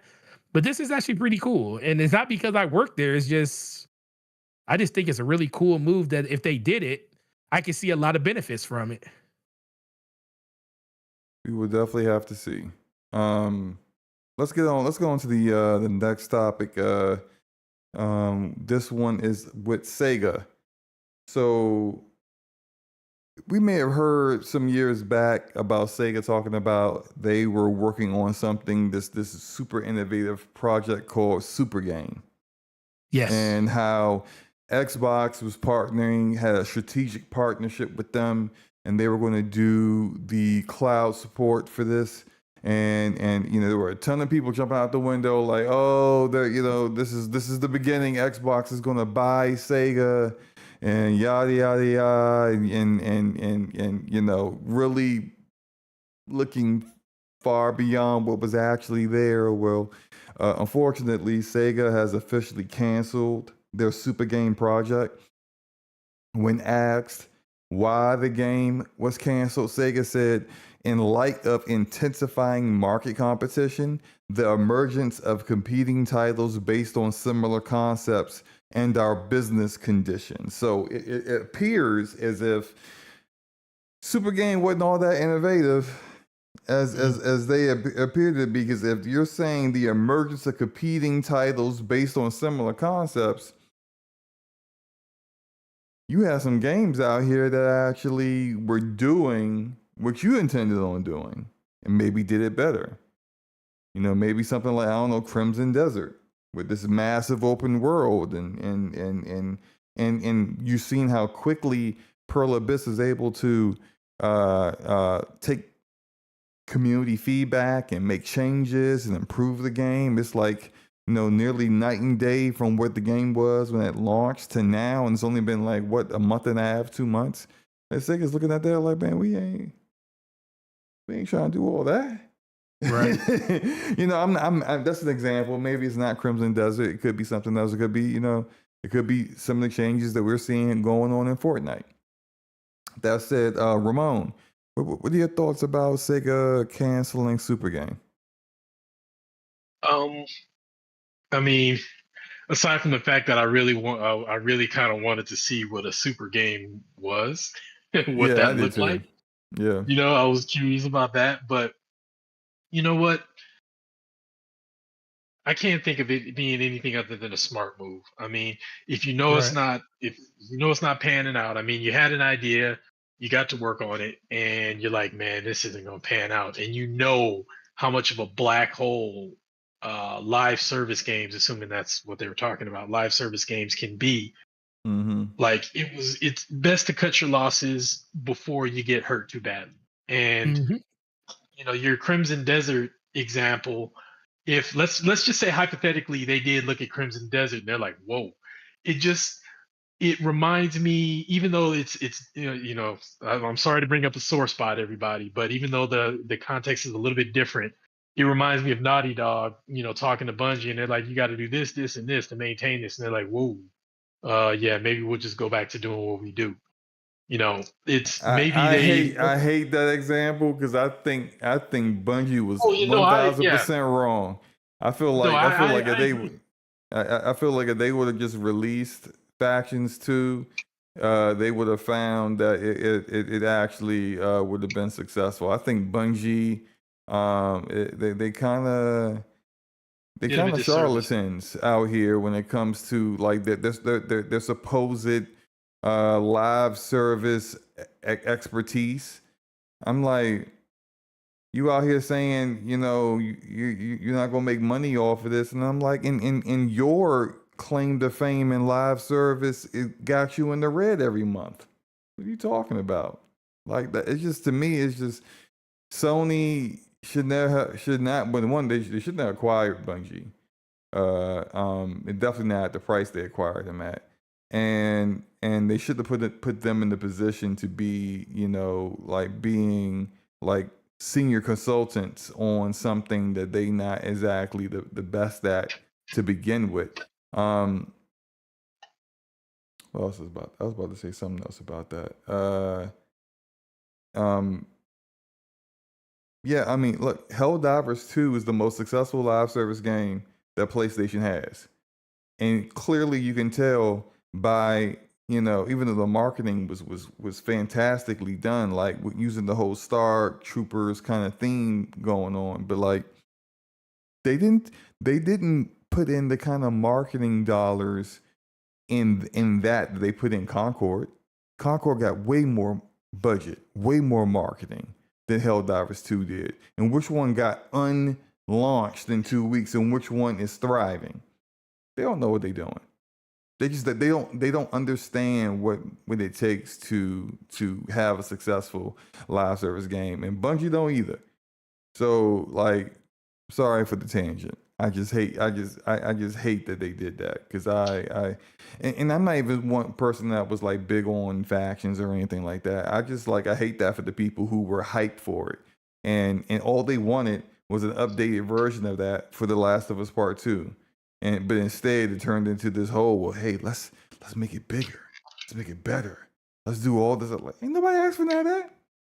They just want the same. They just want a better looking version of what they were enjoying to begin with, man. Just No, I totally agree. I totally agree with that. Like, I don't know what they were thinking with that, but yeah, I mean, I don't know why they had to reach for the sun, but Yeah. but contextually speaking, it sounded like a similar situation where maybe they did look at a Pearl Abyss and were like, whoa, like, not, that game launched, it launched well, but it launched with quite a handful of rough spots. And they literally had a couple of them fixed within a week, not in a week, within a week. And they're like, they're moving this fast. And they're looking at what MMO pros, how fast they're able to respond and everything, and they're like, all right, I don't know if this is something that we can manage. And so before it got out of hand and got out of control, they decided to cut their losses. Hopefully those losses aren't huge, but I think it was a smart move. You know yourself, know your capabilities. You shoot for something, you shoot your shot, and if it's not working out, all right, we got to pull back.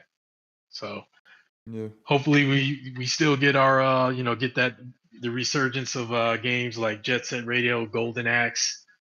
Oh yeah, And they all those. did say all those games are still in development. So like great. those are fine. So it's just Super Game that got canceled. Okay, I'm not sad about that. Forte, what do you think the game was? Like, what is your idea of what this thing was supposed to be in the first place? What it was supposed to be? Yeah. Like, what kind of game design do you think this thing, or genre, do you think it was? Ooh. The question is, so I forget what was the name of the game that they actually the last one they worked on? Sega? Yeah, the last one that's I mean, like they got a lot. No, I mean, they're a big publisher. Did we do? I can't remember what the name of the studio. Do we know the name of the studio that was working on it? No. That's the thing. Okay. Yeah. Me personally, I think it's not in It was definitely supposed to be cloud based. It was supposed to be using the cloud to kind of leverage, I guess, some assets in the world or whatever, which is why they had this strategic partnership with Xbox for Azure.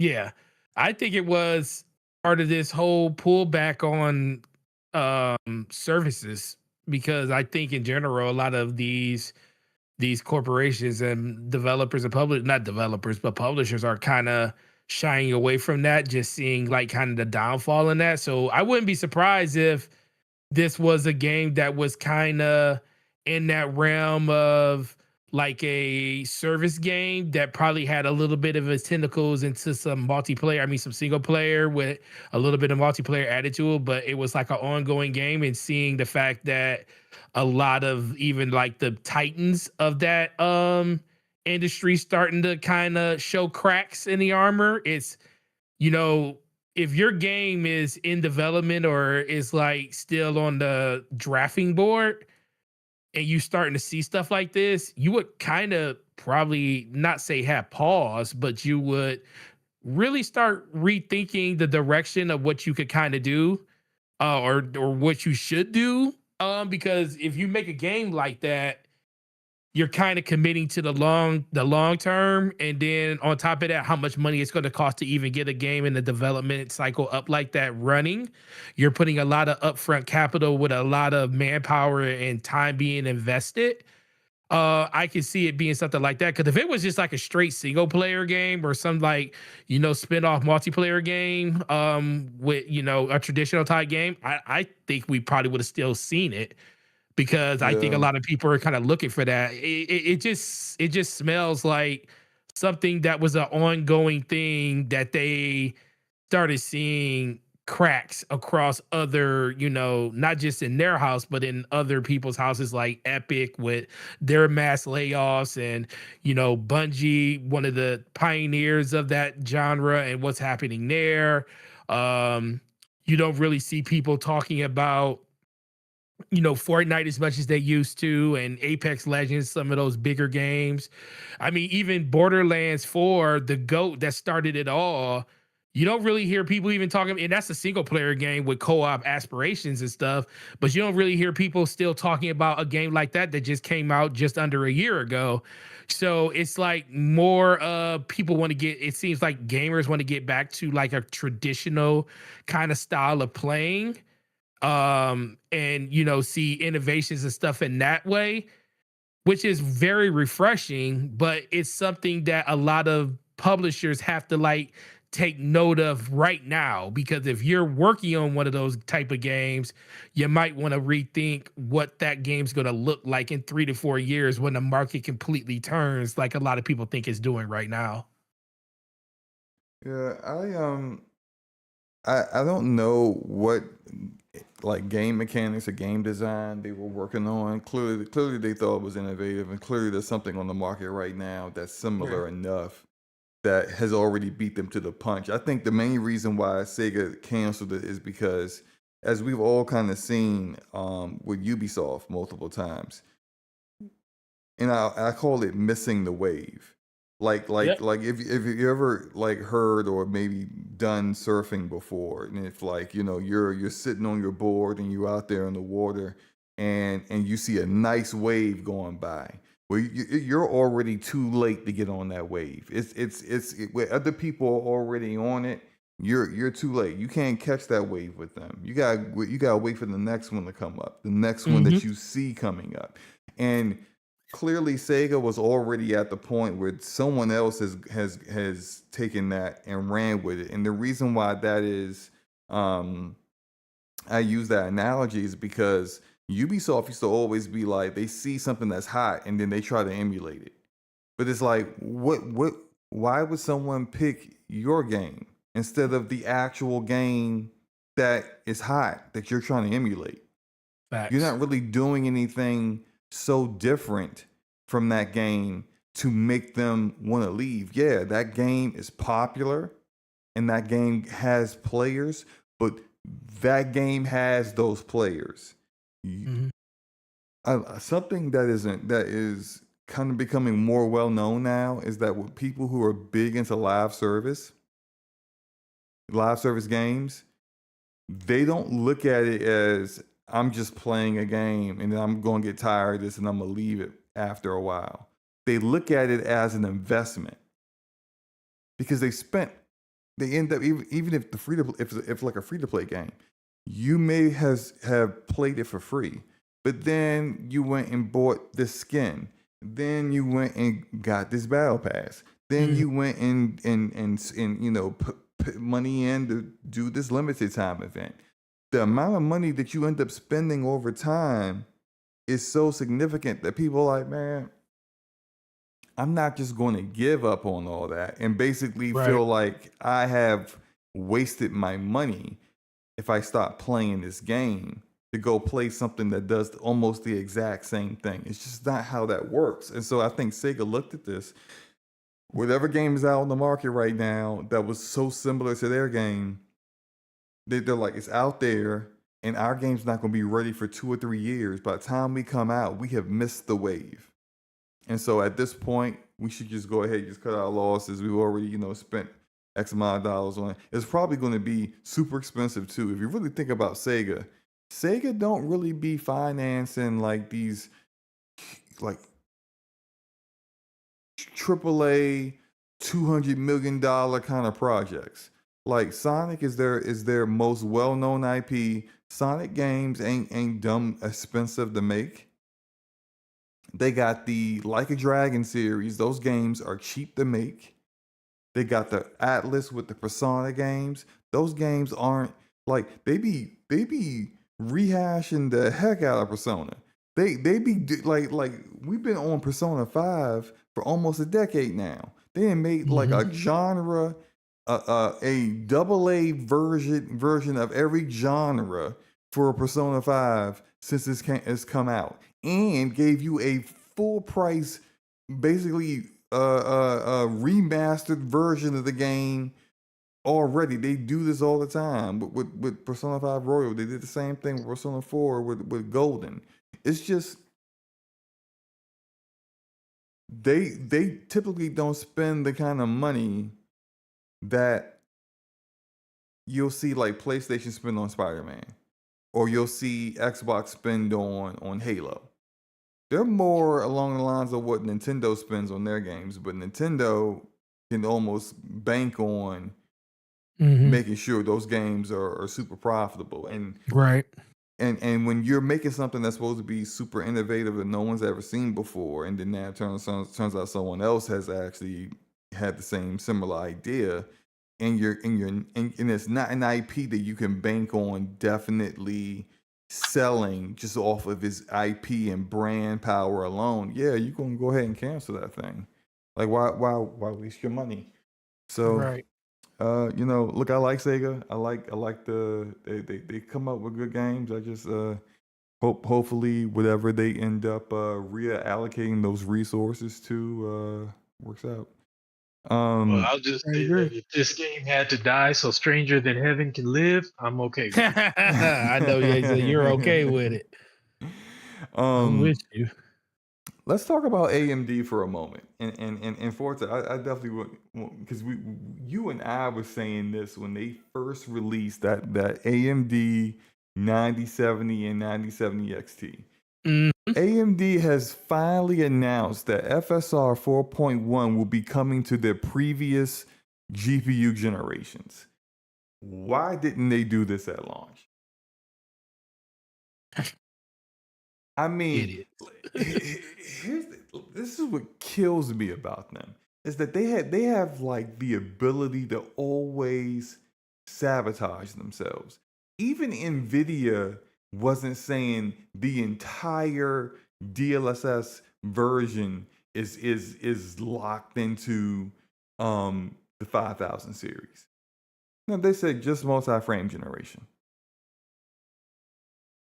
They didn't say the like even the 2000 series GPUs, which can barely do anything, have DLSS 4.5 on it. So for them to be like, and they had just came out with the 7900 XTX not too long ago, and be like, this isn't getting your latest version of your upscaler, absolutely ridiculous and anti-consumer. Forte, what are your thoughts about that? Listen, they don't know what prosperity is. They don't know what it is like to prosper. They just like to be in Nvidia's shadow forever because it's like all the decisions they always make is like, it's like counterintuitive. It's like, why take the extra step to just say one thing just to come back and say, oh, you know what? We're going to end up doing this anyways. We're going to bring all those new features to the previous GPU line. And I'm like, well, shoot, a lot of people would have probably went out and bought the older ones already if they already knew this was going to be a thing. And then you already kind of alienate because people was like, I don't know if I really want to, it's not like you're the most popular brand anymore. You used to be the brand that a lot of people went to for dollar cost averaging in. It's like price to performance.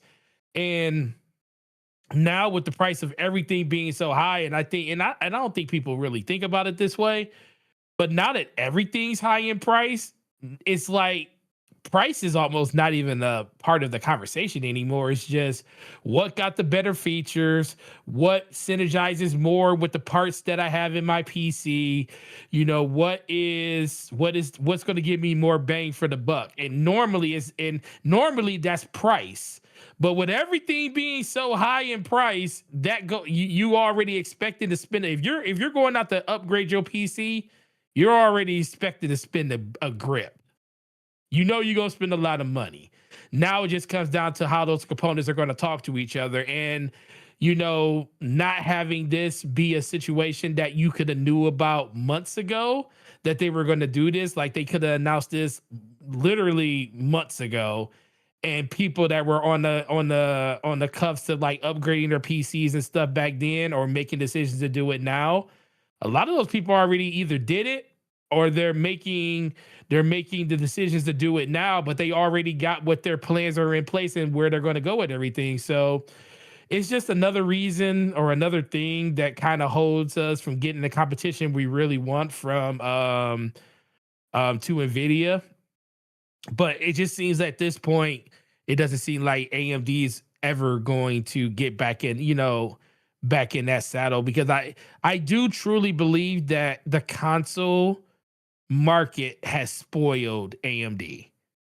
And a lot of people don't think about it because they be having all of these deals, with the exception of Nintendo that has one with Intel. Not Intel, with NVIDIA and Intel. AMD is in all of these. It's in the PS5. It's in the Xbox Series X. It was in the PS4. It was in the Xbox 3, Xbox One. So yeah. It just hit me. Yes. It just hit me why they're finally doing it. Why are they finally doing it? It's because new GPUs are going to be in really high-end hard consoles. To find. No, they're going to be really hard to find. Yeah, they're going to be really hard to find. And so they're like, you know what? There's going to be a lot of people who are just going to stick with their older consoles. Not forget the consoles. Oh, you're talking about just older hardware. GPUs. Older hardware, yeah. They're just going to stick with it. They're not going to buy the new GPUs because they already know. What do they call this next AMD generation? I forgot the name of it. Whatever it is, it's going to be dumb expensive. Mm-hmm. And it's probably going to be in very, very low supply. Yep. So it's going to be super expensive, hard to find, and people are going to say, I'm not spending that much money, or I'm not going to bother trying to beat bots to get this at Best Buy and Micro Center, or not Micro Center, but like, and so they're just like, I'm just going to stick with my 7900 XT. Right. Now, AMD, I disagree with them either. AMD can't let those GPUs that are going to be on 3-4 years old and still getting high usage from people who typically would have moved on and sold them on eBay at this point. They can't let them be still running on an upscaler that's that old. Right. So they're finally doing what they should have did at the very beginning when they were lying and saying it wasn't possible to put FSR 4.1 on the 6000 and 7000 RX series GPUs. They're finally doing it because they know you're not going to come off of that. So let's go ahead and give you the software that you're going to look. Jensen Huang with the NVIDIA CEO recently was talking about how the software of NVIDIA is extending the lifespan of the current GPUs out in the market. Mm-hmm. And we should have already had the 6000 series out right now. But that's maybe not coming until next year. And maybe they may push it back even further. This is why later this year, DLSS 5 is coming out, and they're trying to shoehorn to make that thing really, really work on the 5000 series GPUs.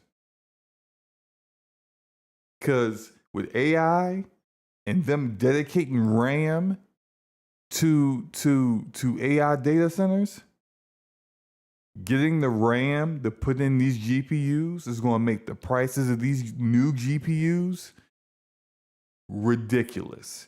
And they already know at this point, it's not about not wanting to spend the money. For a lot of people, it's going to be like, I can't afford that. I just can't afford it. And so I'm not going to. I'm not even going to attempt to. I'm not going to spend, like right now, we're talking like 5090s being just the 5090, not an entire build, just the 5090. We're talking about the 5090 being over $4,000. Bruh, for That's perspective, that's not a tenable situation for this market. for Go ahead, man. perspective, it's 30% more expensive in Canada. The 5090, you know what? Forget the 5090. The 5080 costs more than my entire 4080 Super Ryzen 7800X 3D 32 gigs of RAM build in Canadian dollars. Like I spent what? Probably around somewhere between 18 to 2000 Canadian dollars. And in US, that one GPU costs more than my whole build. It's insane. Yeah, man. I just like it. Just really just hit me why they decided to do this, and it really has nothing to do with them realizing, hey, man, we should have did this in the very beginning. It's because they know, man, we kind of got to do this. We got to do this because if not, our current GPUs on the market are going to start looking really bad in like 2028. Sucks, man. Sucks. Okay, real quick. Let's discuss. Let me find if I can pull this up. Yeah. So, if you look at the Jumbotron here, you're looking at some leaked screenshots of a new Xbox Cloud controller. So That this is the controller, ugliest thing in the world. it is pretty hideous. This controller, I'd actually heard about this controller maybe a few months ago. There's someone I know that was testing it out. So I knew about this one, and I knew it wasn't the Elite 3.0 that people were hoping it was going to be. But this controller is a cloud controller, and what it does is that it is going to use your internet to connect not to a local device near, like in your room or whatever, but to the Xbox or the Xbox Series X or whatever they got out in the cloud that you're actually playing off of in cloud gaming. Yeah, it don't look all that hot. Not to me. I would not buy this. You know, this isn't for me. Just its design does not look like something that's going to be very comfortable for me. Ramon, what are your thoughts on this thing? That it looks pretty bad. That looks pretty bad. Like it looks like somebody bought a bag of mushrooms and put them in a food processor and then molded them into that. Like just the off-white, the dingy white color of the white one, and it like, ugh, I don't know what they were thinking. Like, Yeah. ugh, Now, yeah, hold that's that all I got. thought because when this leaked, something else leaked as well. And now this is oh crap. I gotta resize this. I thought it was gonna work. Let me gonna get all stretched out now. Okay, it's what it is. This is what people are now saying is a leaked image of the Xbox Elite 3.0 controller.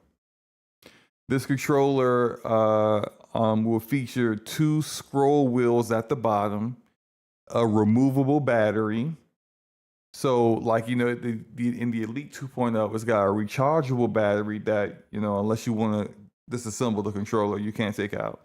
This will have a removable battery that can be recharged on its own, and an option to switch between local and cloud mode. So it can do what the other ugly controller that we just saw can do, but it also can function like your typical controller does now, which is just is like locally connected to your hardware, whatever, wherever in your room, your house, whatever, however it may be. No information on stick or button latency or polling rates, but if it's not better than what the Xbox Series controllers are, the Elite 2.0, this is a guaranteed L as far as I'm concerned. But that said, the fact that this stuff is leaking out now lends me to kind of think that they're probably going to show this at the June showcase, like officially show it there, and with a price of whenever to get it. Forte, you have had and extensively used for years the Elite 2.0. What do you think about this controller's design? Because its actual ergonomics is very different from what the Elite was.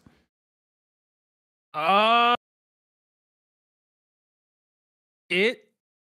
I don't like the way it look at all. I don't like the way it looks a little looks. funny. I don't like the way it looks. It's just. You know what reminds me of? Remember the original? Okay, so remember on original Xbox they had the Duke, right? Yeah. And then a lot of people disliked the Duke, and then they replaced it with like With the it was S. like the S controller. Yeah. Don't it, design wise, look kind of like a bigger version of the S controller? Yeah, it does. But the S controller was awesome.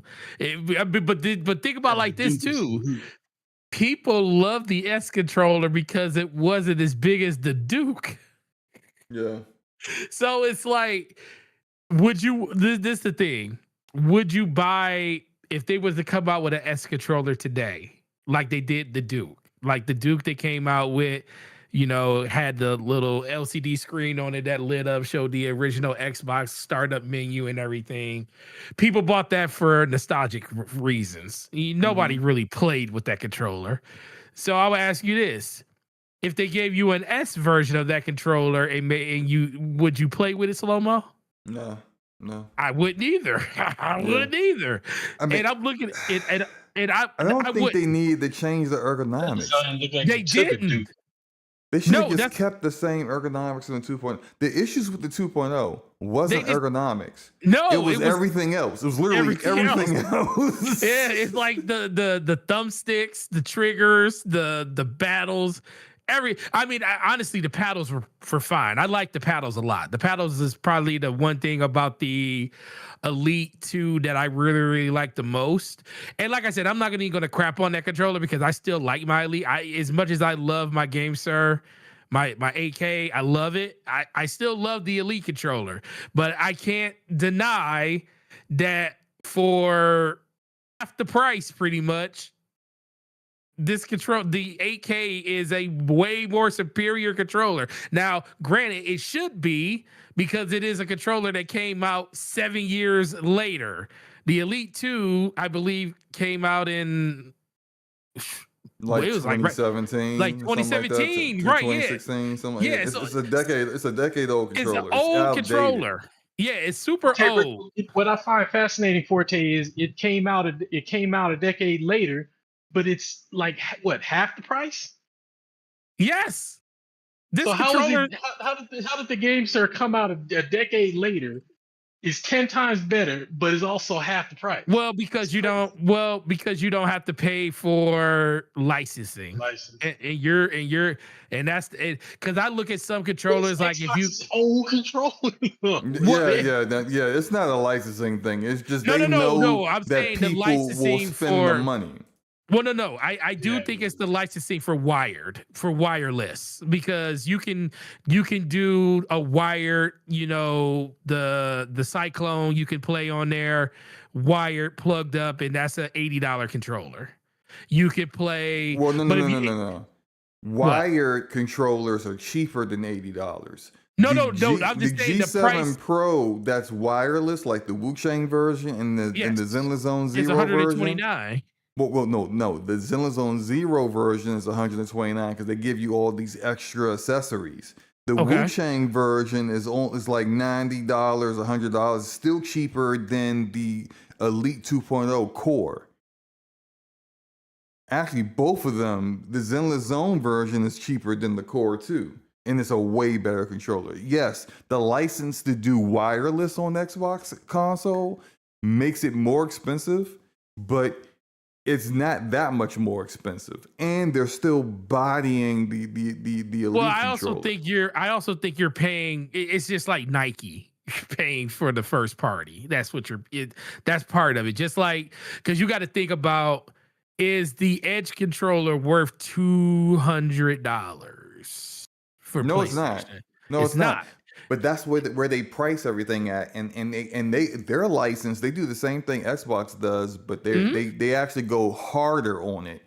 Their licensing is more expensive, Oh, did so you see how that much the Razer, the Wolverine costs on like the Wolverine controller is like it's like 250 yeah, for the Razer Wolverine. someone just came out with a controller, and I said it's like $220, and it's completely mid. It's like it's basically doing basic stuff that $50 controllers are Mm-hmm. doing with the same stats. I can't remember who's Scuff. Scuff came out with a controller.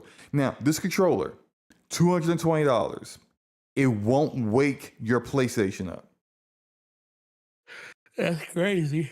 That is Won't wake your nasty work. PlayStation up, and it Nasty also work. has zero haptics. Are you freaking kidding me? A For that price? Yes, for Yeah, that's wild, bro. $220. Zero haptics. It does have Nasty. TMR thumbsticks. That's But I wild. mean, that's the only thing it's really doing over the DualSense Edge. And you don't have haptics, and it won't wake your console up. So like it can't be like your main driver like that. That's $220. That it costs like that because PlayStation is like, oh, if you want to have all these features, one, we're gonna make sure you're more expensive than our DualSense Edge, and Yep. two, we're gonna get our money's worth out of it. And it's just not worth it. Now Xbox does this to a lesser degree. You can have a controller that works on it. We'll give you the license, wired. It could be whatever price you want. The GameSir G7 SE is $30, works on an Xbox, but it's a wired only controller. Mhm. As soon as you want to make it wireless, which damn near any and everyone who plays on console wants to play wireless for the most part. As soon as you want to make it wireless, that price goes up. At Yep. minimum, you gotta make the controller like $80. So Yep. I mean, that's kind of how it works. But like, really, when it comes to the Elite 2.0, it just like it was premium in 2017. In 2026 now, it's not even like I said, $30 controllers outperform it or better. And so what this thing needs to do, and I saw shout out to Soul Tech in the chat. He said he thinks it's really the same ergonomics. It just like it's the angle. And maybe that's true because it does look like it's like a little bit like it's kind of like it's not like directly, the camera's not directly on top of it. it looks like it's a little bit lower because you can see the bumpers. You know, you can see the paddles, but not the paddle, the bumpers, the paddles at the bottom. But that looks it looks a little, it's definitely still a little different because of the complete flatness of the face and the shape of the sides that you hold. Both of those look a little different. And there's two more pictures. I'm gonna try to put them in here, but I'm probably gonna have to resize them when I do it. But I will say this: this controller, good grief, why does it always have to be just whoops. Now I gotta move this thing around. The controller needs. They need to do a few things here. Those thumbsticks need to be at least Hall effect. They need to be at least Hall effect thumbsticks. If they're Hall effect thumbsticks, but they're tuned really well, that'll be fine. They need to have something that's an issue with their current controllers right now. And I understand they do the same thing that Nintendo and PlayStation does, where they cap the polling rate on console. And it's partially because they'll say it's about competition. It's not. It's not about competition and having controllers that have a higher polling rate than a regular controller, and it's unfair in competitive games. That's not it. It's because higher polling rates hammer the CPU more. And if your CPU is a old, outdated Zen 2 CPU, you are not really trying to see how that affects performance for people. So you cap it at 250 and you call it a day. That's fine on a console. But when these controllers work on PCs, that's not fine.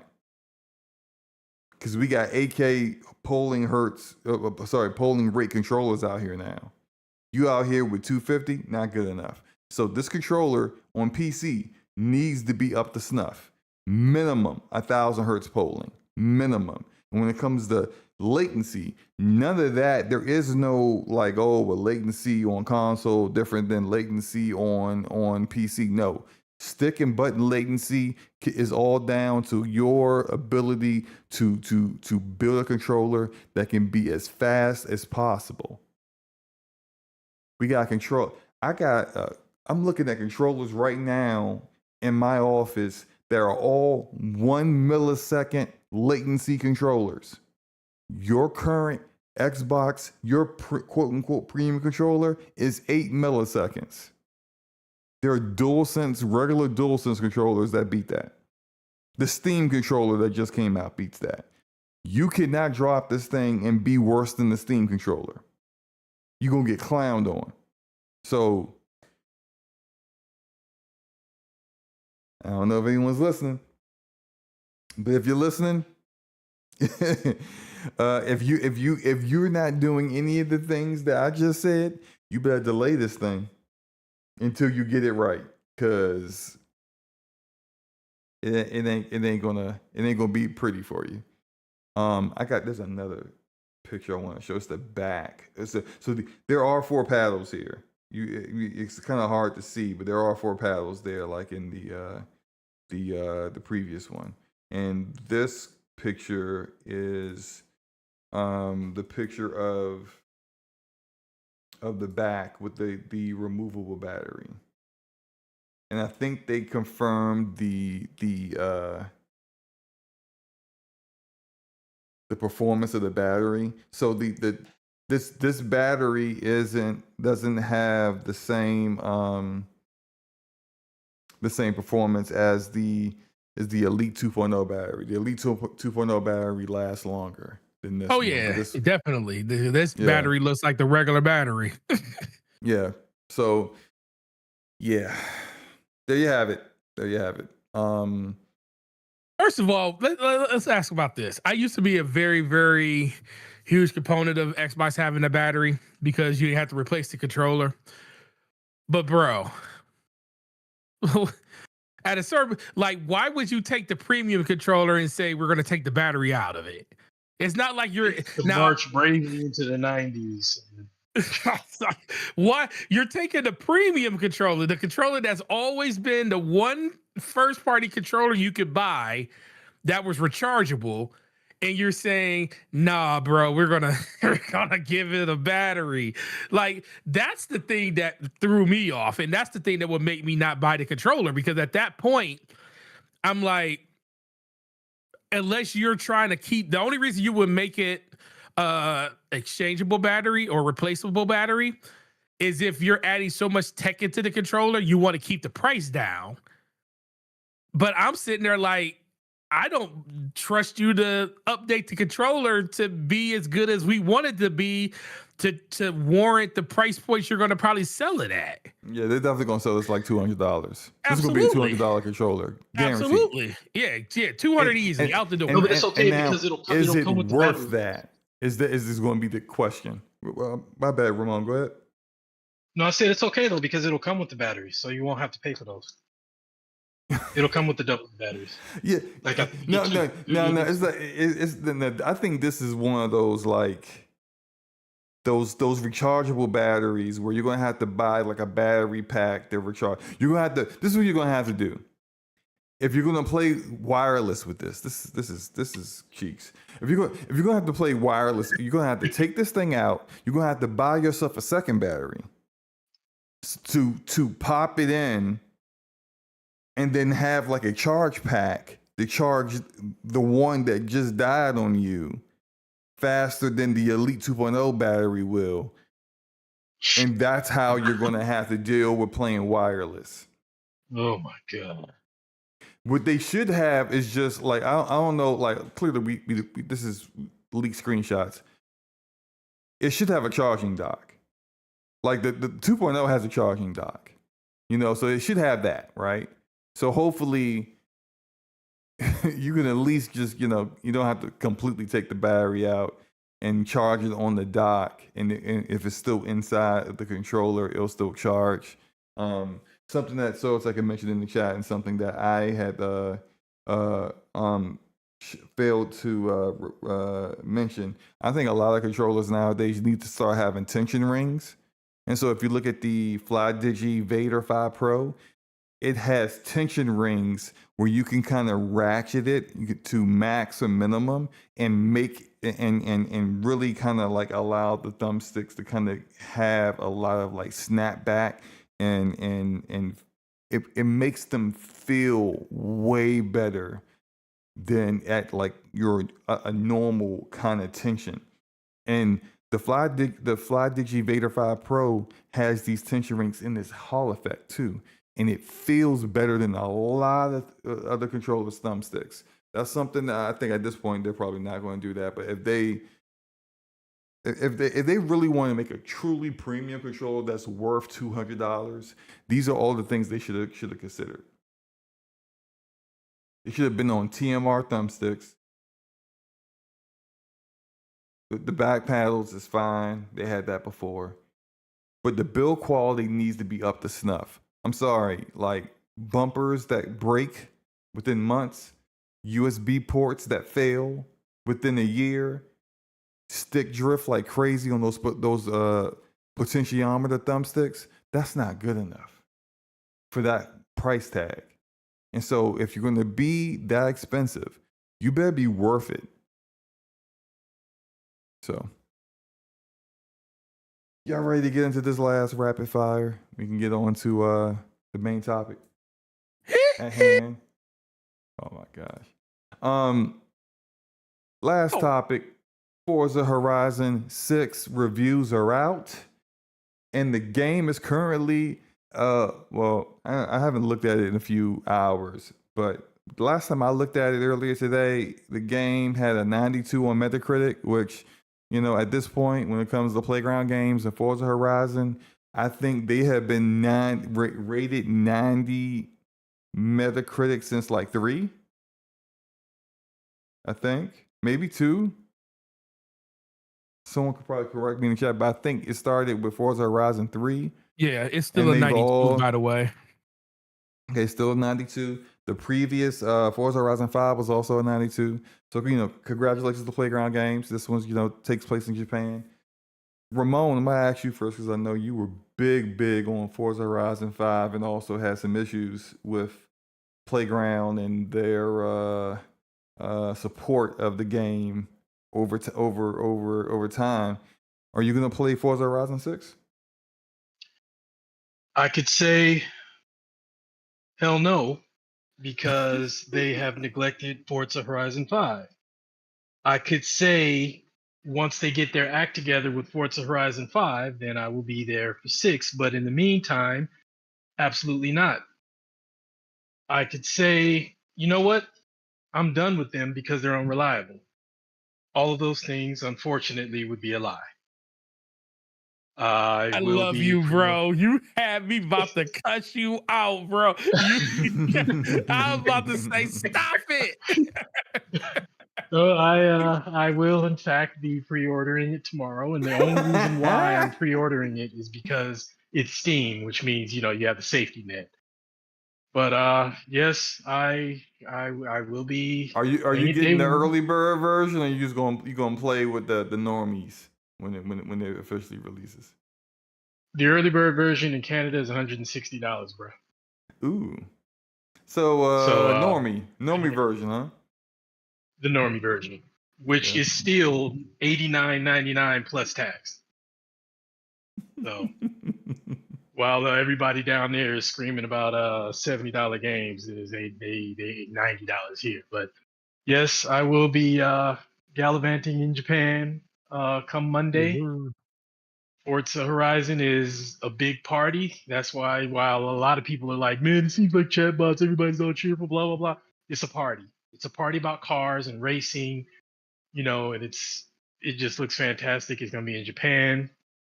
I mean, and the spec sheet looks pretty promising for our hardware. We'll be able to, with DLSS quality, we'll be able to max out that ray tracing and all of that goodness and still get high double digits, maybe even low triple digit frames, maxed out ray tracing. I mean, can't really ask for much more than that. So I will be there with my GameSir G7 Pro 8K Neo 3 edition, I should have.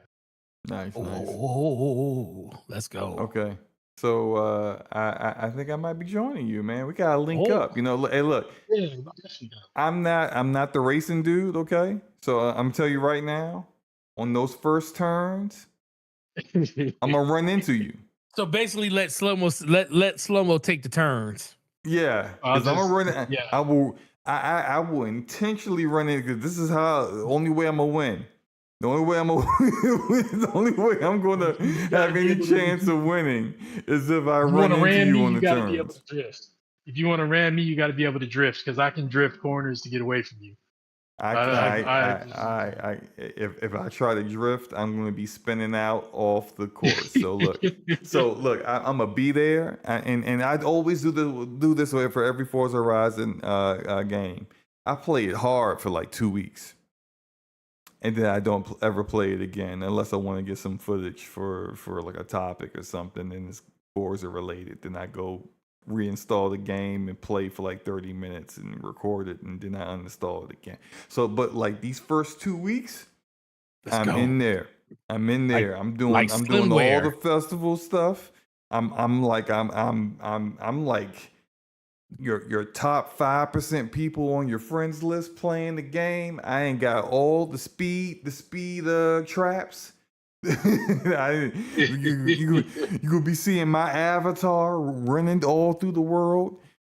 You ain't gonna see me anymore after that. I'm telling you, like after good 2 weeks, that's all I got in me.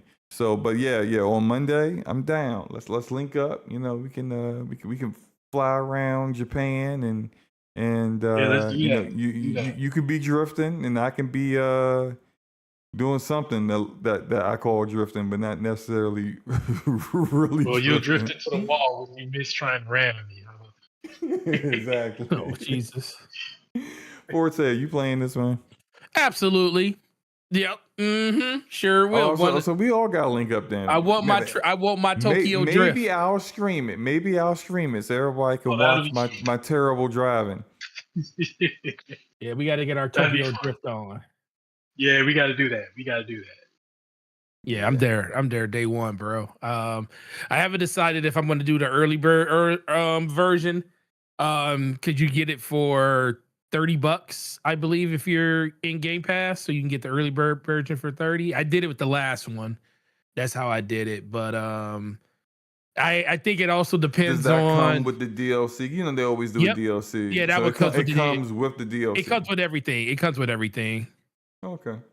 So and usually they always come out with the Hot Wheel stuff and everything. And one time they came out with the Lego one. So you always get something pretty good from it. So it's a benefit on top of getting it early, but it really just depends on, because it comes out officially on the 19th and the early bird version gives it to you on the 16th, I believe. So yeah, Saturday. So I guess it really depends on how tomorrow at work goes, if I'm going to have time, because I know I work on Saturday. And if I don't have to work on Sunday, I'm definitely going to buy it so I can play it on Sunday.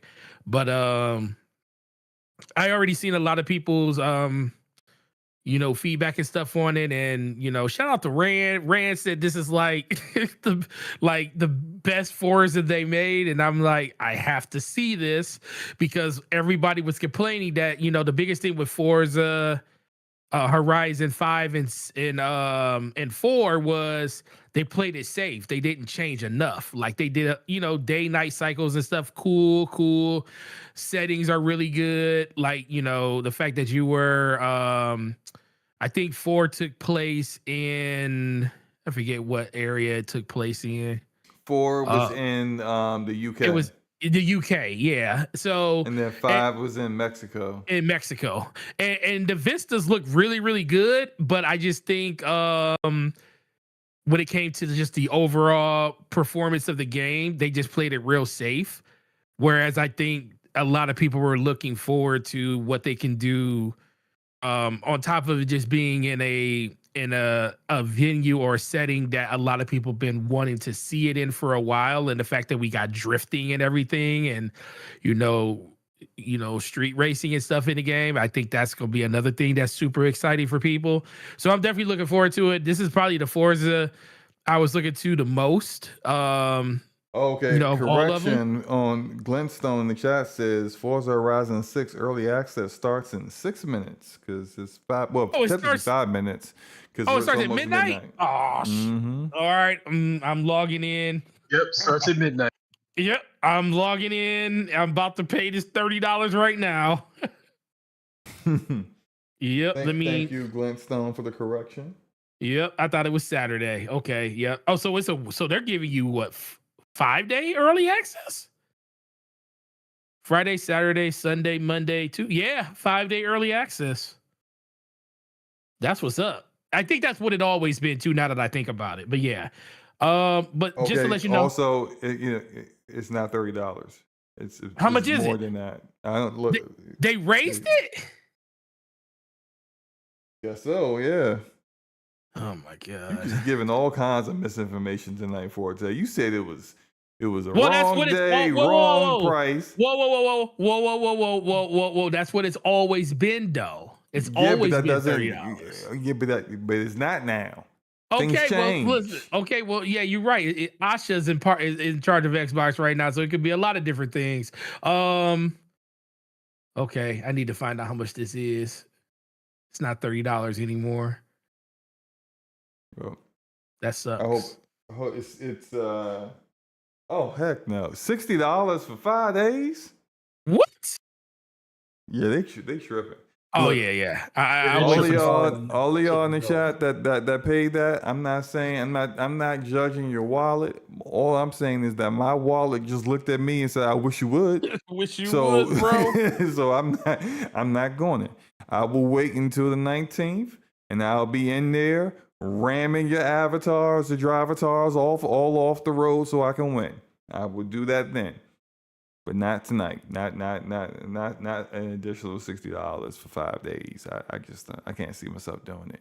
But you know, looks like it's like I said. Looks like it's going to be another great Forza Horizon game. Congratulations, the Playground.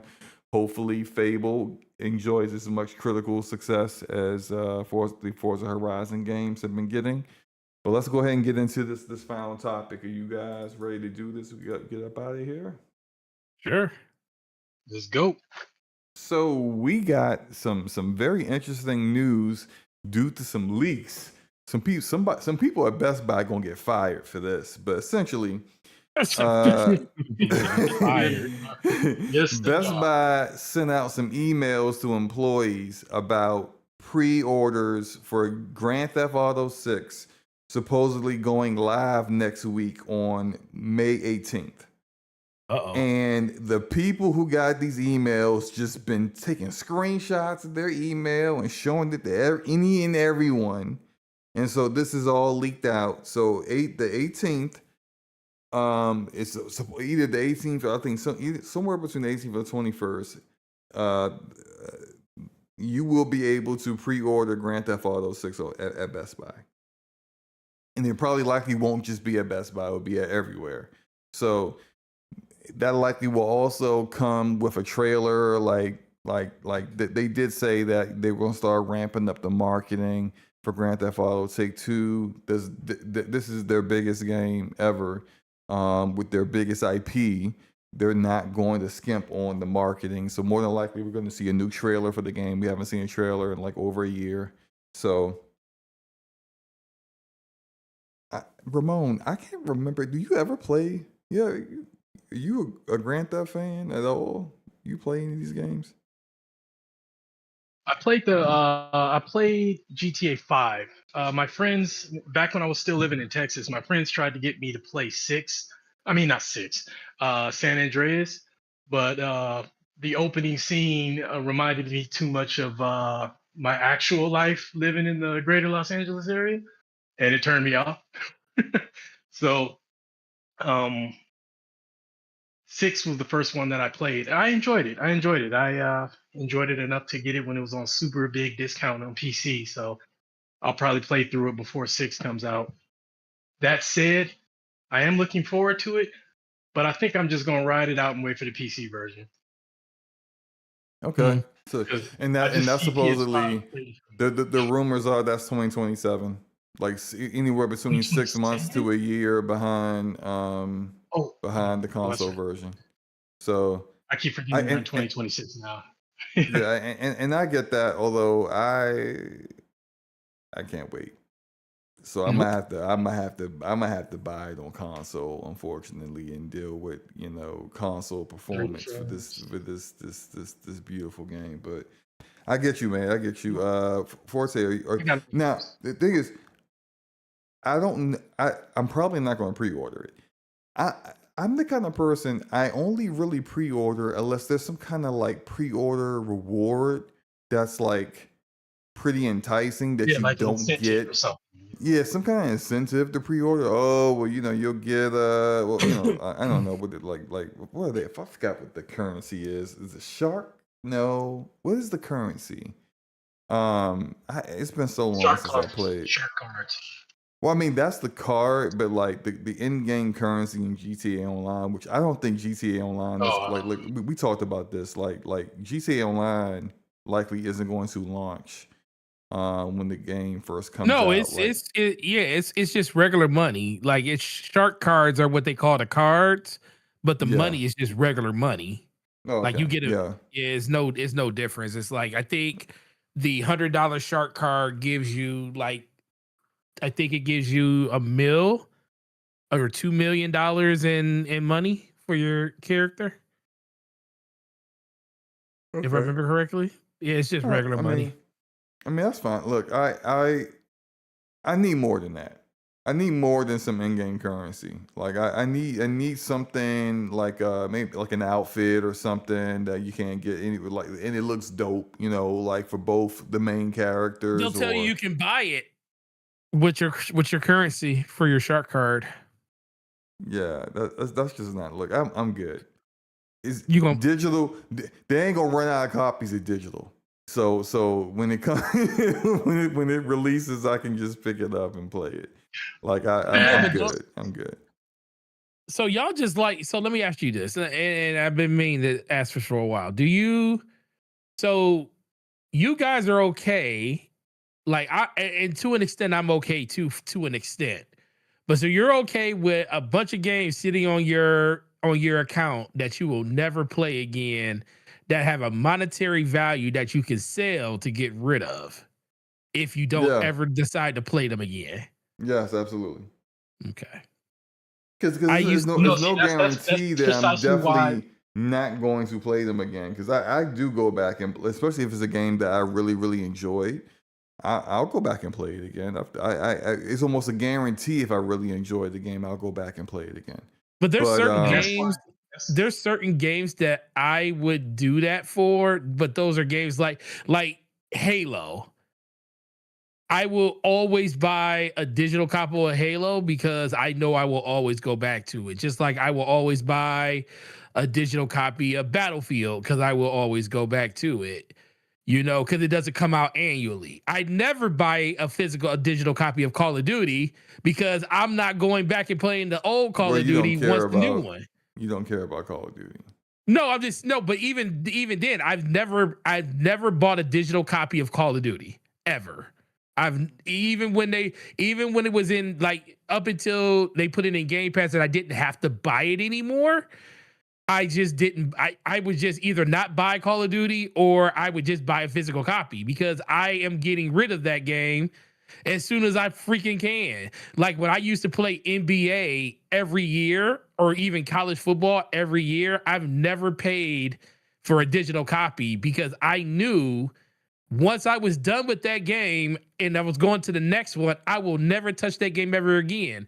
Just like with Nintendo but games. that's so different though because like those games don't hold any value beyond year. But that's also why I buy physical copy of Nintendo games. I don't buy digital copies of Nintendo games. Like when I got rid of, like when I sold my Switch, my Switch, I sold all of the games with it. Like the ones that I knew I wasn't going to take. Like the only ones I kept was my Breath of the Wild and my Tears of the Kingdom. Everything else I sold. And I got roughly somewhere in the neighborhood of like $500 for all my games. And it went towards all my Switch 2 stuff. Like Right. it's not. I mean, because that's because their games really hold their value really Wait, that's well. what I'm So like saying. it makes a lot of sense to do Exactly. that. Yeah. Yeah, But a lot of that's people. why I bought them. Sorry, go ahead. No, sorry. No, I was gonna say that's why Nintendo, I buy my games physical because other than Zelda and Bayonetta, it's a crapshoot as to whether I'm gonna like it enough to Yep. have it as I say a permanent part of my library.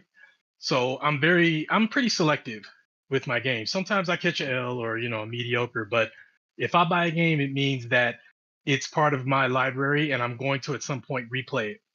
So I replay my games. My library is extensive, but at some point I replay every game that I own, even if it's Yeah. a few years down the road. I'm gonna tell you the game that made my mind, that changed my way of thinking of this. And our boy, from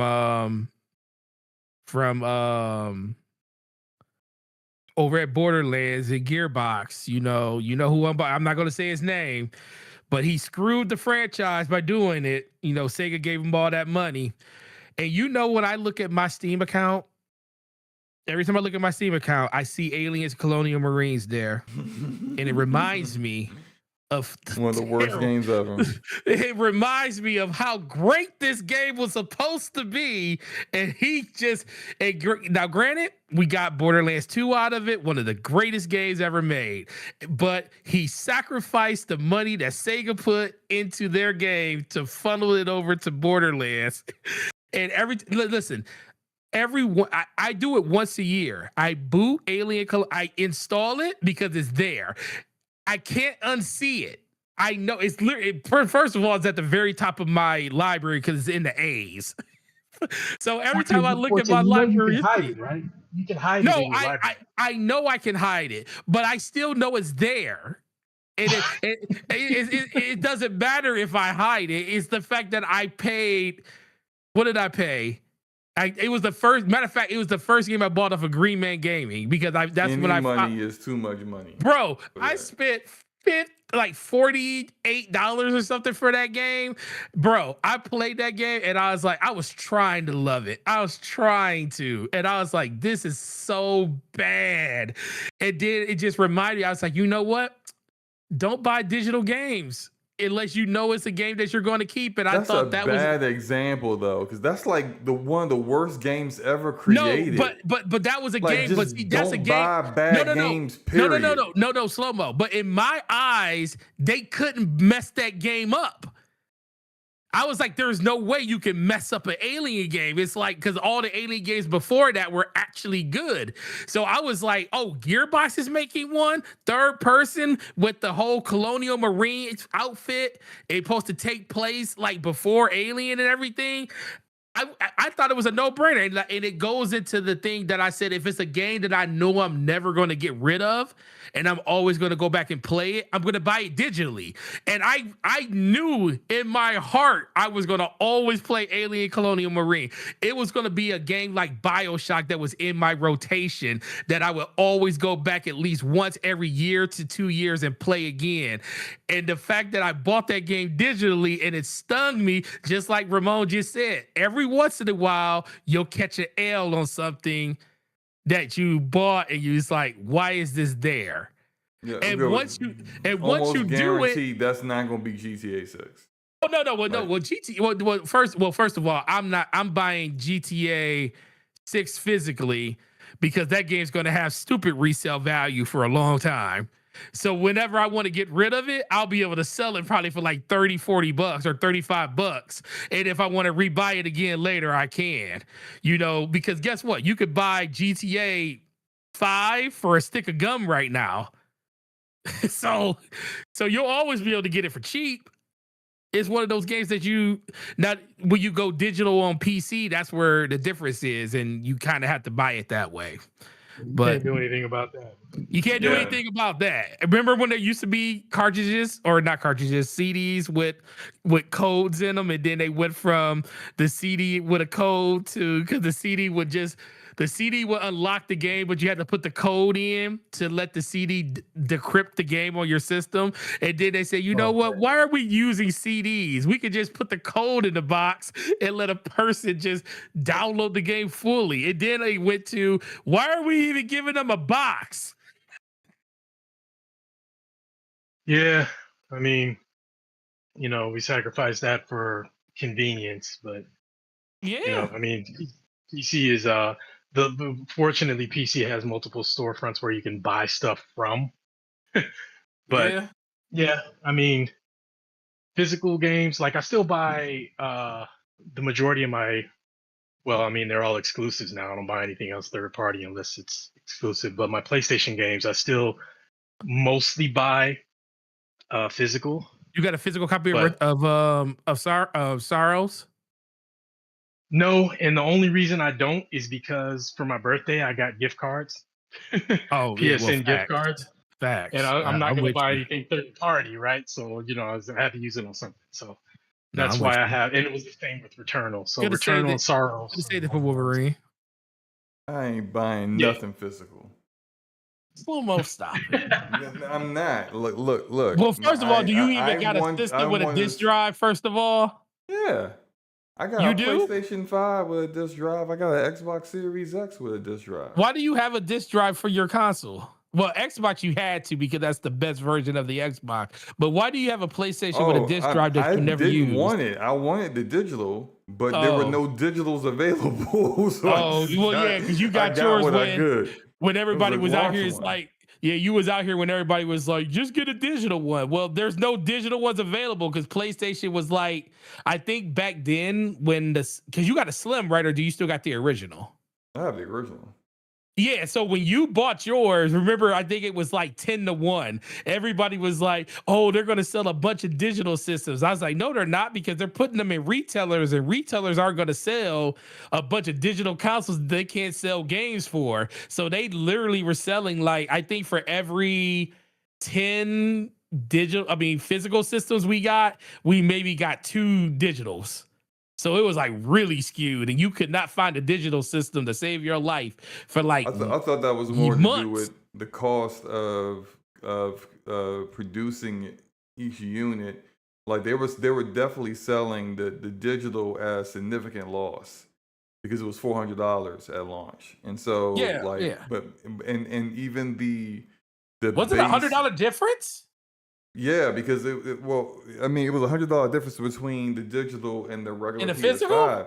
Yeah, but the Oh yeah, $399 regular and $499. Yeah, you're PS5 right. You're right. also, the regular PS5 was also being sold at a loss at launch. So imagine how much the digital how much of an L they were taking on the digital, Oh yeah, they were definitely per taking it. Yeah. unit.